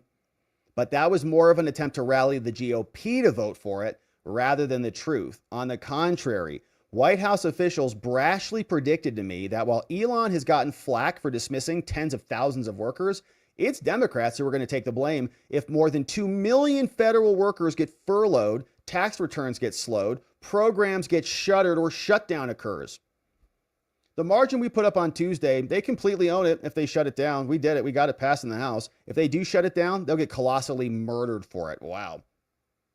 It was an epic jam. Another reason the White House isn't sweating, senior officials agree that when coffers run dry, the Trump administration, specifically Vought, the longtime cost-cutting conservative now running the OMB, would have unprecedented flexibility to choose which agencies get to stay open and which don't. There's truth to this.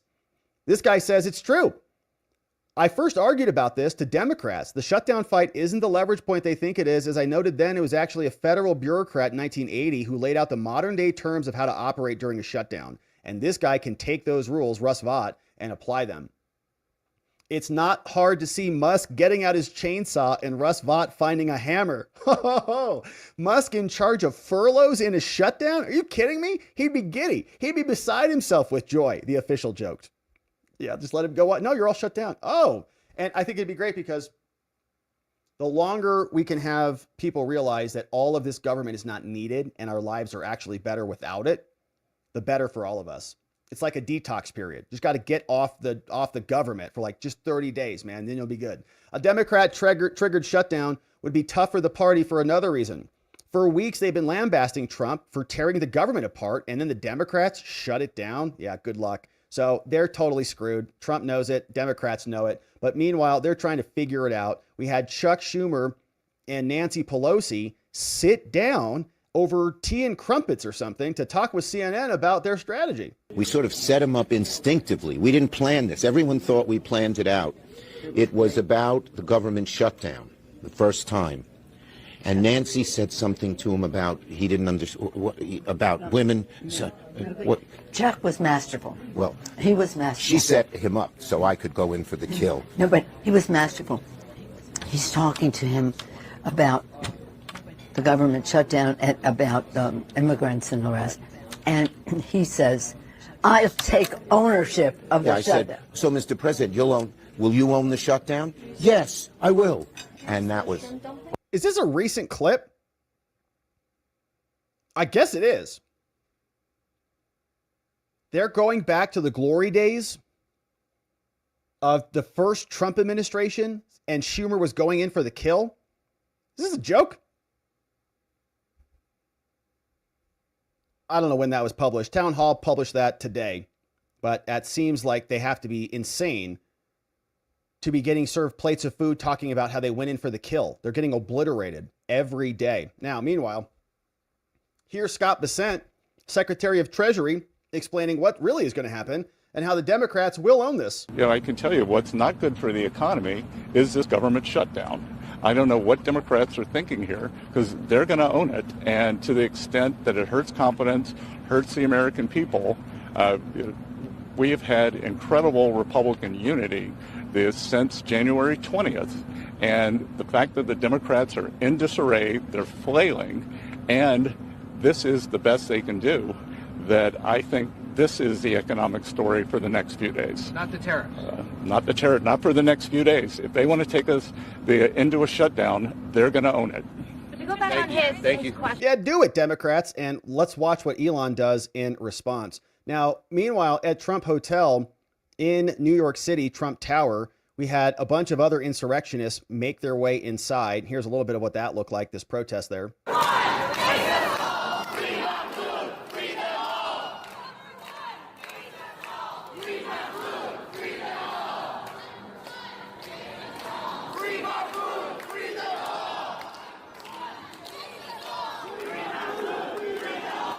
All right, so they're wanting to get that person, Khalil, out of custody or whatever, so that they can continue to protest in America. Now, meanwhile, over in the Senate, we had Markwayne Mullins bring out the cowboy hat in the Senate chambers, and we had Senator John Thune, the leader of the the Senate Republicans, explain what's happening next. Mr. President, as the expression goes, It's time for Democrats to fish or cut bait.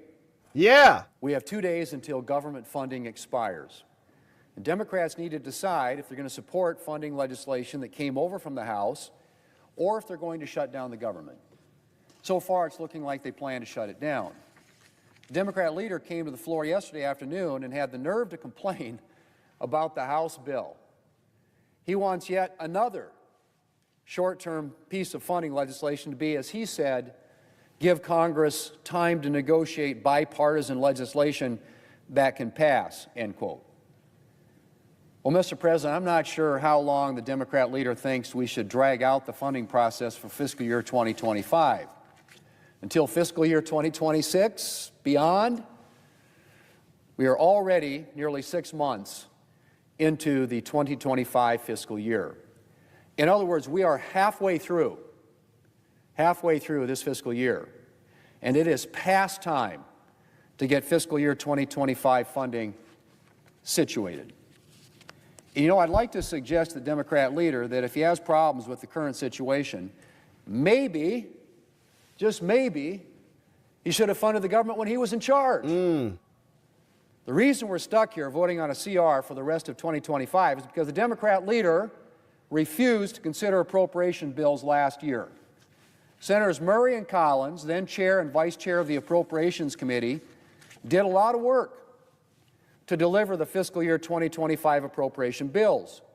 In fact, they had moved 11 of the 12 bills out of the Appropriations Committee by the end of August last year, or I should say the end of July last year.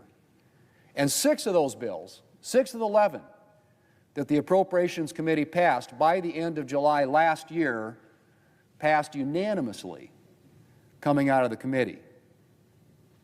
The others were passed with big bipartisan majorities. And then what happened?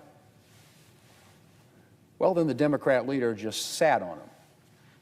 In his remaining 5 months Lazy. as majority leader, he didn't bring single fiscal year 2025 appropriations bill to the floor. And so it is absolutely rich for him to be coming down to the floor now to call for a short-term CR, another short-term CR, to negotiate fiscal 2025 legislation. Mr. President, he had his chance. He did. For months. I'm no fan of continuing resolutions. In fact, I intend to do my very best to ensure that from here on out, the government is funded through appropriation bills that proceed through regular order. That would be nice. But at this point, our best option is a continuing resolution to fund the remainder of fiscal year 2025 and clear the decks for the fiscal year 2026 appropriations process to begin. Because while the Democrat leader may have forgotten, given his decision to ignore regular order appropriations last year, it is almost time to start considering fiscal year 2026 appropriation bills. And I fully intend for us to consider them on the floor. My goal is to schedule floor action for every fiscal year 2026 appropriations bill that comes out of the committee, where they can be debated, amended, and passed for further negotiation with the House. And that, of course, will require cooperation from Democrats. But I hope, I really hope, that Democrats will remember this situation and others that we've been placed in and work in partnership with Republicans to restore the regular order appropriations process. Continuing resolutions are never the preferred option. But thanks to the Democrat leader's decision to abandon the fiscal year 2025 appropriations process, the continuing resolution we have before us is the best option we have to fund the government for the balance of this year. And so, Mr. President, it's time for the Democrat leader to acknowledge that it's his decisions that put us here and to urge his colleagues to accept the situation and vote to fund the government rather than to let it shut down at midnight on Friday. All right, we'll see if they get it or not. We had Cory Booker, who was out there hemming and hawing. Now there's that one procedural hurdle that is difficult for the Republicans to meet, right? It's 60 to invoke cloture. So they got to get over that threshold. But once they get past that, then it's just a majority vote. And it sounds like some Democrats might agree to vote in favor of cloture, but then backtrack again on the final vote for the CR. So they can say, well, we just voted yes for the procedural thing, but we didn't actually vote yes for the CR, so that they can save face a little bit, not actually vote for the CR, but get the CR anyways. Here was Cory Booker with CNN. This is Manu Raju. He was explaining several Democrats are signaling that they may get this thing through. This is saying, let's just give up even more of our constitutional authority because, hey, he can do a lot worse later on. And so to me, that's capitulating to someone who's already showing that he's reckless and willing to do a lot of destruction. We are in a perverse, bizarro land where we're having to decide between letting Donald Trump wreck the government this way or wreck the government that way. So at what point do you say I'm going to stand and fight? If you guys block this, it's going to be a shutdown, and you essentially could be playing with fire here. Yeah. Well, it'll be a Republican shutdown. I don't think so. But not all Democrats are on that same page. Senator John Fetterman, for one, has been the most outspoken in supporting the Republican plan because he wants to avoid a government shutdown. Democrats are concerned that that plan cuts domestic spending, does not rein in Donald Trump, does not rein in Elon Musk. But with the House out of town, the Senate, Republicans in charge of the House and the Senate, that may be their only choice to avoid a government shutdown, which is why we are hearing that there are a growing number of Senate Democrats willing to allow that House plan to become law and avert a shutdown by tomorrow night. All right, they'll do it. Democrats love spending money. They just have to fight Trump too, but they love spending money more than getting blamed for not spending money. Okay, they're already catching it from everybody. All of their cousins are calling them, worried about their USAID checks not coming in. So now they got to at least keep the federal government checks coming in, and they're going to be working hard on it. Now, one other senator who is representing her state and fighting for American interests is sex freak Mazi Hirono from Hawaii. And today on the Senate floor, she was talking about giant brown snakes, which is appropriate for the woman who constantly asks everybody about their sex lives. Here's what she said today on the House floor. And ever since Senate floor. that every state has individual federal employees doing critical work, often work that goes unseen. In Hawaii, for example, Fish and Wildlife Service employees are responsible for keeping invasive species out of our state. Once invasive species arrive in our islands, it is often impossible to eradicate them. That She talking about the southern border or what? is why the work of these employees are so important. Last month, the Trump administration fired a Fish and Wildlife Service employee whose job was to keep one particular invasive species, the brown tree snake. There it is. Out of our state. Hirono's brown snake there, right on You a can poster see, board. Mr. President, it is pretty ferocious. Yes. This picture depicts a brown tree snake eating a bird whole. Wow. Okay. So sex freak Hirono getting a little freaky out there with her brown snakes and is very upset that that one dude who protected all of Hawaii against brown snakes invading her land, eating birds, he's gone. So I don't know what his role was. Like, was he just like on a paddle boat, just doing laps around Hawaii looking for brown snakes, or what was going on? But one guy fired by Trump, and now they're being overwhelmed by brown snakes in Hawaii. All right, well, a lot of that going on everywhere. So, all right, so that's sex free Hirono. Hopefully they figure it out and get control of their snakes in Hawaii. All right, so my friends, that is going to be it for us on the day. If you're just joining us, quick recap on what we talked about. Trump is at the Supreme Court. This is a big one because this is the 14th Amendment issue, but it's much deeper than that. It's also injunctions. Most of this Supreme Court application is about the injunctions that we're seeing not only in the Birthright citizenship stuff, but in all the funding, USAID stuff, the trans stuff, the military stuff, the Doge stuff, and more, all happening in this similar fashion. And so if the Supreme Court lays down a blanket rule or even accepts this, we could have reverberations that happen throughout all of the cases we're covering here. Then we talked about Elon and striking back against this judge saying, we gave you your information, okay? Stop asking us for stuff sua sponte on your own. Here are the documents. You're not getting anything else. That's enough out of you. And we'll see what the judge says in response to that. But as you can see, again, it's all about the USAID stuff. Now, we've also got lunatic judges like Anna C. Reyes, who is screaming about Viagra and transgender people in her courtrooms, calling out prosecutors on their belief in Jesus and more. Absolutely nuts. Elon cutting people over at the IRS, 20% staff cuts, 18,000 people afuera right out of the Treasury. And that's a good start. And then lastly, we talked about the shutdowns and how this is backfiring bigly on the Democrats. They're damned if they do, damned if they don't. Either way, we want cuts. Shutting down the government's like the biggest cut of all. So do it. We don't care. We had Cory Booker, Chuck Schumer, and John Thune explain what's coming up next. And of course, we're going to be here covering it all. Thank you for subscribing and joining as we do. And thanks for becoming members. I see we got some amazing new members who just joined up. If you want to join us as a member, we have great members only streams in the mornings. They are at like 12 noon East Coast time now. So it's noon. But we'd love to see you. Come join us. We have a great members only community. You can sign up at watchingthewatchers.locals.com or click, if you're on YouTube, the join button. And we'll see you tomorrow on the members only Friday stream, baby.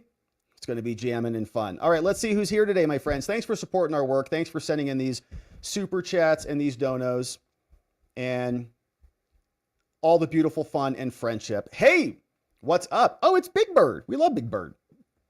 Big Bird in the house says, keep going. Friday's almost here. Coming in tomorrow. What's up, Cyberspace Girl? Thank you for becoming a supporter. We'll see you tomorrow on the Membos Only stream. And grab the stream from this morning. It was a ton of fun. Rick D, what's up, Rick? Says, just the news, Arizona Rep Grijalva dies at 77 due to complications from cancer treatment. I did see that headline. Thanks, Rick, for flagging it. And so, rest in peace, Raul. And peace to his family, man. Cancer sucks. Run Mead, what's up? Not sure how executive order on 65C impacts existing court actions. So 65C is the Federal Rules of Civil Procedure subsection that is about impoundment or injunction bonds, in other words, which would force the people suing Trump to post money in order to get the relief that they're seeking. And Runmead, I guess they could petition for it. I asked the same question. I was wondering why it wasn't pleaded already in their initial filings, but like in their initial response, they get sued, file a response. Before you set a hearing, make them post a bond, then you can issue the TRO, whatever. But maybe they can submit a request for it. Cardinal O'Flanagan, 2 months as a membo, says Chuck Schumer is the Prince of Palestine. It's official. Yeah, it's official. I think it's on the map now. Glocky, the U.S. Wisconsin SCOTUS election is quickly approaching, and if the Democrat wins, the Republicans in the U.S. House are going to lose 2 seats because the liberal Democrat judge will redraw the districts adverse to the Republicans. So if you are in Wisconsin, or if you know anybody in Wisconsin, or if you are Wisconsin adjacent, this is a big deal. Please make sure you're voting in the Supreme Court case in Wisconsin, in the Supreme Court election, for the conservative candidate called Brad Scheimel. Yeah. Democrat-aligned Wisconsin Supreme Court candidate Susan Crawford against Brad Scheimel. Her decision to give a reduced sentence to a PDF file. Don't allow the PDF file judge, Susan, to win in Wisconsin. If you're in Wisconsin, you better text everybody you've ever known, met, or loved who's living in Wisconsin and get out and vote for this thing. Vote for Brad. Don't be bad. Vote for Brad. Debbie Mock. What's up, Debbie? Thank you for becoming a supporter. We'll see you tomorrow. Glocky, what's up? Hey, Rob, what are the chances of the Republicans flipping this district? Good question. I don't know. I'm not exactly sure what district he's in. But if he's in Maricopa, low. If he's outside of Maricopa, high. I think he's in Maricopa. Cyrus Jalali, what's up? Says, hey, how much longer till we hear the ruling on Trump's appeal with Tish and Nipple? It's a good question. Unusually long waiting for this decision, right? Yeah, so what Cyrus is talking about is Angeron Areola, Arthur Angeron the Areola. Bonus torso photo judge who has nipple tassels that he ships around on his newsletters to his like high school classes or whatever he was on. Bonus torso photo, hashtag. No one wants to see your nipples, weird judge. And then he was playing footsie, I think, with his court clerk under the table. They had to move the cameras around, according to Alina Abba, so they couldn't see him passing notes to each other and, like, you know, pinching each other and stuff. Sick. But yeah, that was on appeal. Tish's office got blasted by the Court of Appeals. The judges were like, "Are you nuts?" Remember that? That was a great clip. Can you show me, Madam Tish, another case where duly constituted oppositional parties who are equally situated under the law? But he goes like down this whole list, and they're like, like, beautiful. She's getting reamed. It's great. We haven't seen it yet, Cyrus, but we'll be talking about Big Tish when the time comes. What's up, G-Men? Hey, Rob, this goes back to our conversation a few weeks ago when I was saying nationwide injunctions by inferior courts are unconstitutional and were not a thing prior to World War II. There was a reason Hamilton said in Federalist 76 that the judicial branch is the weakest branch of the government. This was never supposed to be a thing. I remember, G-Man, you called it, man. Says, yes, illegals have standing to file these cases. Let us know who you are so we can deport you. That's yeah. They stamp the complaint, straight to jail. Doanne Burrill says, Rob, are P47 injunction bonds mandatory? The 65E injunction bonds? I don't know. I'd have to read the statute. Is it court may issue or court shall issue? We'd have to read the statute and take a look. But I think you have to request it, and I think it's probably a shall if I had to guess. G-Men, what's up? The Wong Kim Ark case also discusses holding allegiance to the United States. Exactly. And Trump's folks brought that up in their application to the SCOTUS. Allegiance. There's an agreement. Allegiance means you comply with the laws. If you break the laws, that means you're not acting in allegiance. You're acting out of allegiance as an enemy and antithetical to the nation state. Glocky says, besides being healthier, Steak and Shake will be supporting America's dairies. Steak and Shake, which I don't think I've ever had. I'm not sure if they're really around Arizona, says, maybe they are. As of April 2nd, we will begin using 100% grade A Wisconsin butter. Wisconsin! To replace the current buttery blend.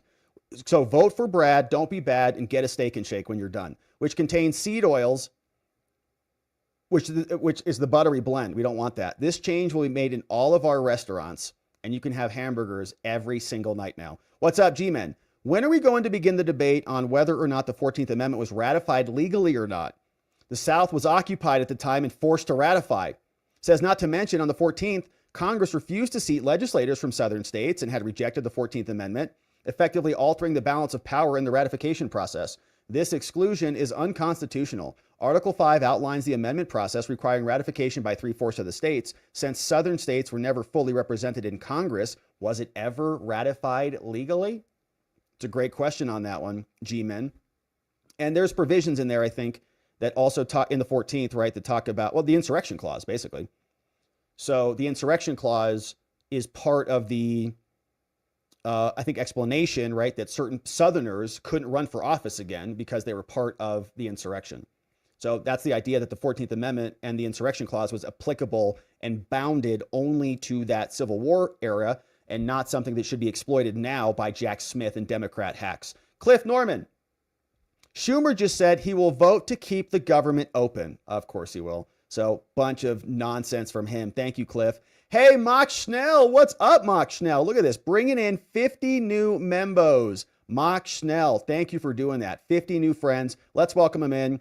We got Josh, Haley's, Just Cam. We got Joseph, Otto, Chat, Byron, Richard, Faf, Penguin, JC, Fam, Jeff, Humble. We got Just, Stevia Fair, Jimmy, Bad Daddy, What's Up, Cindy. We got Dan, Jennifer, Kevin, MJ, Inspire, David, L. Shapton, Michelle, Joseph, Sonny, Pamela, Jacob, and others. We've got The Godfather, Tina, Corey, Maureen, John, and many others coming in, all courtesy of Mock Schnell, bringing in 50 new membos. Welcome aboard, and thank you, Mock Schnell, for bringing them in. Names were a little small, hard for me to read, but welcome everybody coming in the house. Voice of the People says, all right, Rob, remember when you used to cite the Pledge of Allegiance in school? Knowing what it is or not knowing what it is or what it means. Does that oath count? Is that binding? Such good questions from Voice of the People and lots of things to think about. Thank you, Voice. More from Mock Schnell, 20 membos. Hardhead Mex. What's up, Yoni? We got Joshua Collier. We got Rocco, Bobby, Lovely Soul. We got that Ginger Chick, Lady Hawk, Kevin, Steve, Wizzo, Blue, Larry, Be Happy, Rashad, Tree, Rooster, Rose, KRM, Ed, and Wailu gifted membos courtesy of Mock Schnell. Thank you, Mock Schnell, for bringing in 20 amazing new membo friends. Fred is here. Says a horrible thing happened last night. I put it on X. Sounds terrible. Hopefully you're doing okay, Fred. Jams Varno says, imagine you live in the sovereign nation of Minnesota where your representative represents a different country. Yeah, kind of a strange thing. You're talking about Ilhan Omar, who represents Somalia, not the people of Minnesota. It's now Somalia. What's going on? We got Black Dragon in the house. Flaming Black Dragon? Who is this? What's up, Black Dragon? 9 months as a member. That's a full baby. Thanks for being here. Happy new baby to all of our friends here. Gene Crane says, so are Native Americans born on a reservation U.S. citizens? I think so. Yeah, I think they are. From Gene Crane. What's up? Rob says, so if my wife is pregnant and we break into our neighbor's house and my wife gives birth in the neighbor's house, my baby is a legal resident and family member and heir to that neighborhood. From Rob. If you're going according to the Democrat interpretation of the 14th Amendment. What's going on? Elf bringing in 10 new membos. Elf says, Acadelia is coming in. JetBlue, SH. What's up, Joseph K? Renegade. We got Bristol, Oi, James, Ann, Carl, Miss Vicky, and Short Bus Gang coming in courtesy of Elf. ELF in the house. Thank you, Elf, for bringing in 10 new membo friends. Voice of the People says, I miss Leaf Blower Guy. He was always on time. I know, we do miss Leaf Blower Guy. There was a random dude out there yesterday. I'm like, in the after party, I'm like, what the hell, who's that? It was Leaf Blower Guy, but he didn't bring his leaf blower, so we missed him. Voice of the People, thank you, my man. There's Leaf Blower Guy. Hit me in the face in the old place. What's up? Pritchie's here. Says, my gosh, the judges and Democrats are so corrupt. SCOTUS needs to shut these TROs and preliminary injunctions down. It's getting ridiculous. Thanks for being here, Pritchie. For 13 full months, we're grateful for you. Glocky says, it's about dang time. This was a post from Unusual Whales. So confirm this per CBS. Says Trump is going to invoke the Wartime Alien Enemies Act of 1798 to carry out deportations. From Unusual Whales and from Glocky. Will Crump on YouTube says, SCOTUS has already shown us that they are not going to shut these down and call these TROs by inferior Article 3 trial judges facially unconstitutional. We'll see. I think they have to be honest. I think they have to. It's gotten totally ridiculous. Like they have to save the court. Otherwise, this is going to ultimately undermine the efficacy of the courts. Glocky says Viagra is a blood pressure medication. With the side effect of increasing blood flow, the stress, combat injuries, and PTSD lead to male service members not being able to be intimate because most of us have high blood pressure. Viagra is treating symptoms at once. This judge is a clown and a complete tool. That's true. From Glocky. The RP Games, we got 2 babies in the house. Good to see you, the RP Games. And congratulations to all of us, 2 new babies. That's a long time, 18 months as a member of the RP. Says, what part of probationary employee do judges not get? Well, it's just Trump, right? If anybody sued Biden under any one of these claims, they'd be laughed out of court. But because it's Trump, these judges will do whatever they want. Bonnie says, here's Schumer's speech on why he's voting yes. He's scared of Trump and Elon. Wow. So that reversed pretty quickly. Prepared to shut down the government. And he's like, oop. Yeah. Bullwinkle Sprinkles is here. Why can't Congress pass a law defining the meaning of subject to the jurisdiction thereof? I think they could, but the question is, does it override the original meaning of the Constitution? Like, if you want to change the meaning of subject to the jurisdiction thereof, you need an amendment to the Constitution. So they can pass like they do this all the time. They pass statutes that are illegal and unconstitutional. If they passed a statute that mirrored the original meaning of the Constitution, then they wouldn't be in conflict. But they could interpret it, right? And the courts could accept that, but the courts could then measure it against the original meaning. The statute can't be different than the original meaning. Like the Constitution governs. It's the Constitution. So that's what we look to. One old guy says, the judge has poor moral judgment. May God have mercy. Jesus would not have ever let them have their sex changes in the first place, I guess. Yeah. Could have restored whatever's ailing them. Yeah. One old guy's opinion says Judge Reyes should be impeached. Couldn't agree more. G-Men, sorry, Canada, but the extremely pro-USA party wanting to break from Denmark party just won the Greenland election yesterday. Trump was right about everything. Ed is here, bringing in 5 new membos. Thank you, Ed. We got Trumpinators here, Massage Girl, Cy, Steve Bear's dad, and Craig Kaufman. Gifted membos, courtesy of Ed. Thank you, Ed, for doing that. Ed says, do it, Chucky. He won't. He caved. See you in September when we don't need your vote. That was quick. And it was a fun segment because Trump was laughing in their faces and he had to eat it. Former, it looks like Chuck and Nancy are engaging in mutual massages of each other's parts. I hope that was good for them. It's a horrible visual. Peace on Earth. What's up? Thank you, Peace on Earth, for being a membo, bringing in 5 new membos. Tina D, what's up? Can Do, Dr. C, Melissa Perez, and Lori, gifted membos. Thank you for bringing them in here, World Peace. It would be nice to have world peace, wouldn't it be nice? One old guy's opinion says the uncovering of the morally bankrupt leftists the world over, EU wants World War III. Here at home, leftists want to end the unborn, allow illegal alien anchor babies, and destroy the Constitution via lawfare. All true again. One old guy's opinion. Happening everywhere. Don Goff, what's up, Don?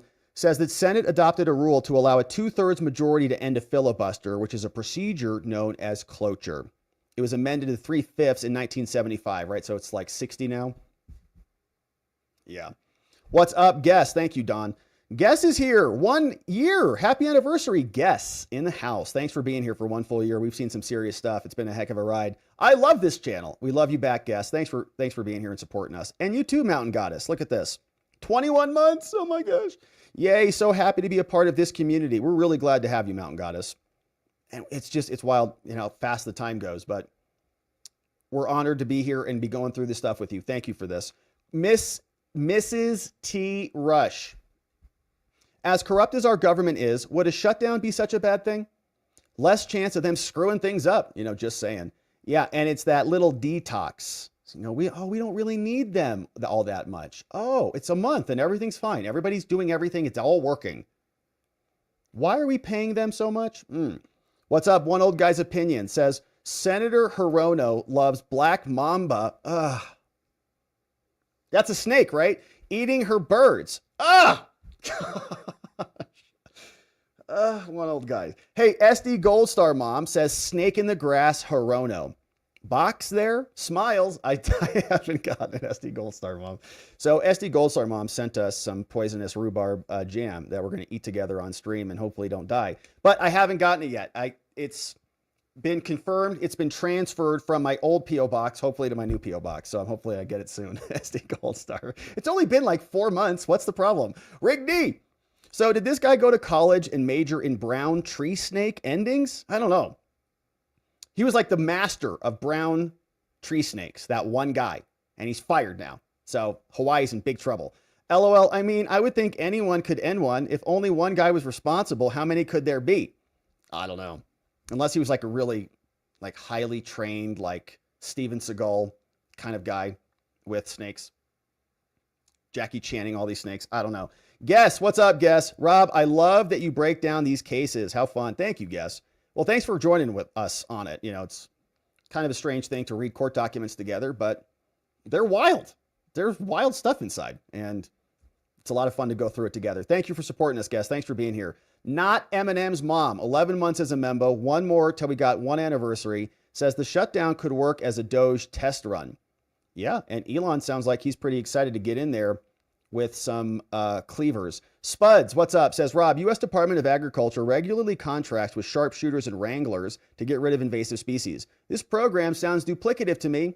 Hirono has a point, but she does have other options than relying on a highly paid fish and wildlife staff.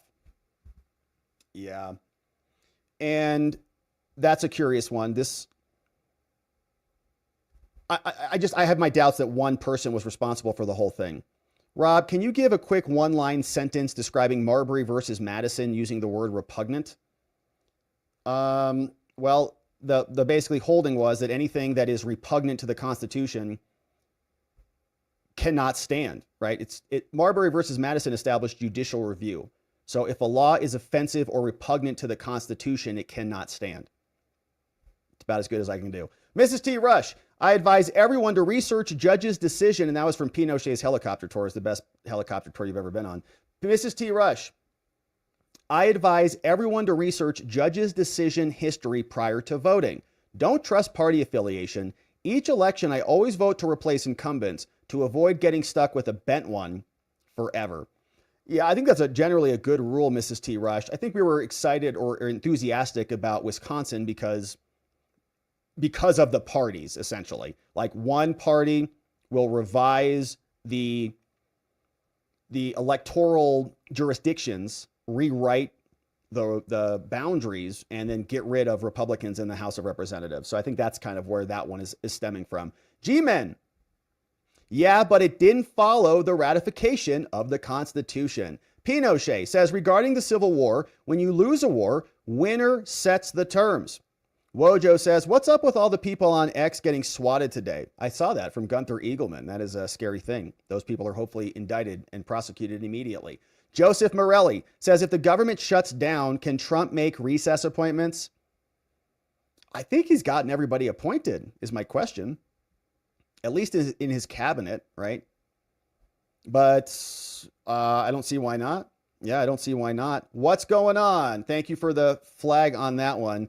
Hey, Lady Ice says, you say the name and then the nips come out. And of course, there it is from Lady Ice. And so we don't do nips on this channel if we can help it. But thank you, Lady Ice, for sending that one in. And thank you, Donut, for flagging me with the nip warning. Horseman.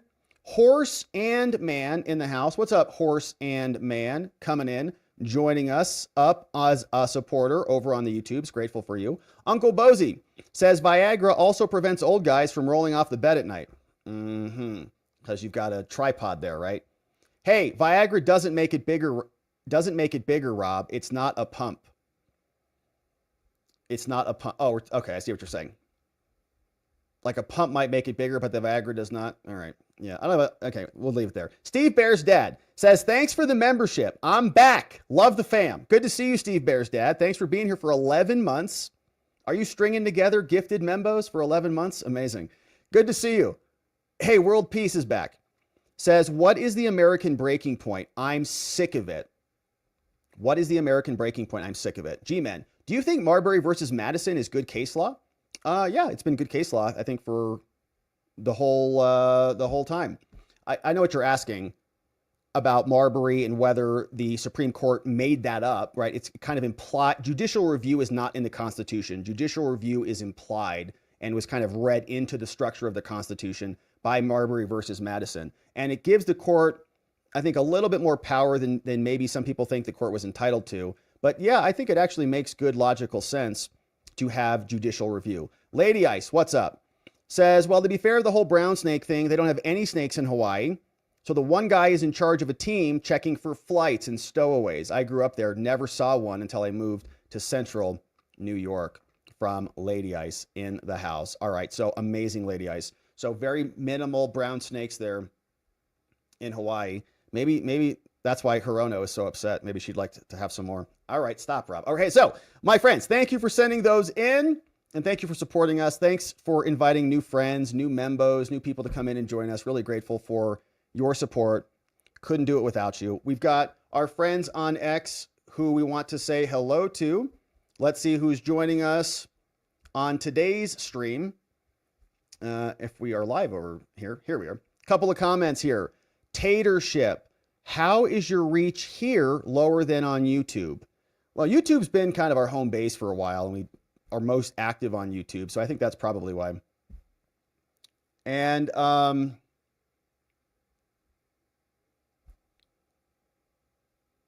Wow. So Fred is here sharing a picture of a burning house. Walked out the front door. My neighbor's house was on fire. 10-year-old dog, Nellie, 2 cats passed away. Horrific. Sorry to hear that, Fred. So neighbor's house burnt down. Burning houses are awful. Fred, I hope that they're okay. And I'm sorry to hear about that. James, what's up? Hawaii can get Texans to come in to eliminate tree snakes for free. Leonard says they got something on Schumer. That was a pretty quick reversal. And Richard Tatership, James Pepper, ICE had a field day at Trump Tower today. Good stuff from our friends on X. And we appreciate seeing you over there on X. We got Uncle Bozy, my friends, as we round it out on the day. Says, if the administration can decide which agencies could remain active during a shutdown, maybe they could shut down the Capitol Police. Yeah, I think that's true. And if nobody's there, then they could just at least go check their hard drives for their body camera footage. You know what I mean? Oh, there's nobody here. Let's just go see what's over there. Legally, lawfully and legally, just go get access to whatever you need and take it from there. So, my friends, thank you so much for sending those in. Really grateful for your comments, for your support, for your friendship. It's great to be here with you going through this stuff. We're watching history unfold and we're a part of it together. And so we're going to wrap it up right there. We're going to go over to watchingthewatchers.locals.com for our members only after party. We would love to see you over there, but if not, we're coming back tomorrow. Of course, before we exit, we want to say thanks to our amazing mods and meme smiths, K-Bean, Donut, Carrie B, Playing Hooky, Dog Digger, and Janek modding the fort down for us, keeping things so nice and beautiful and orderly around here. We're grateful for you.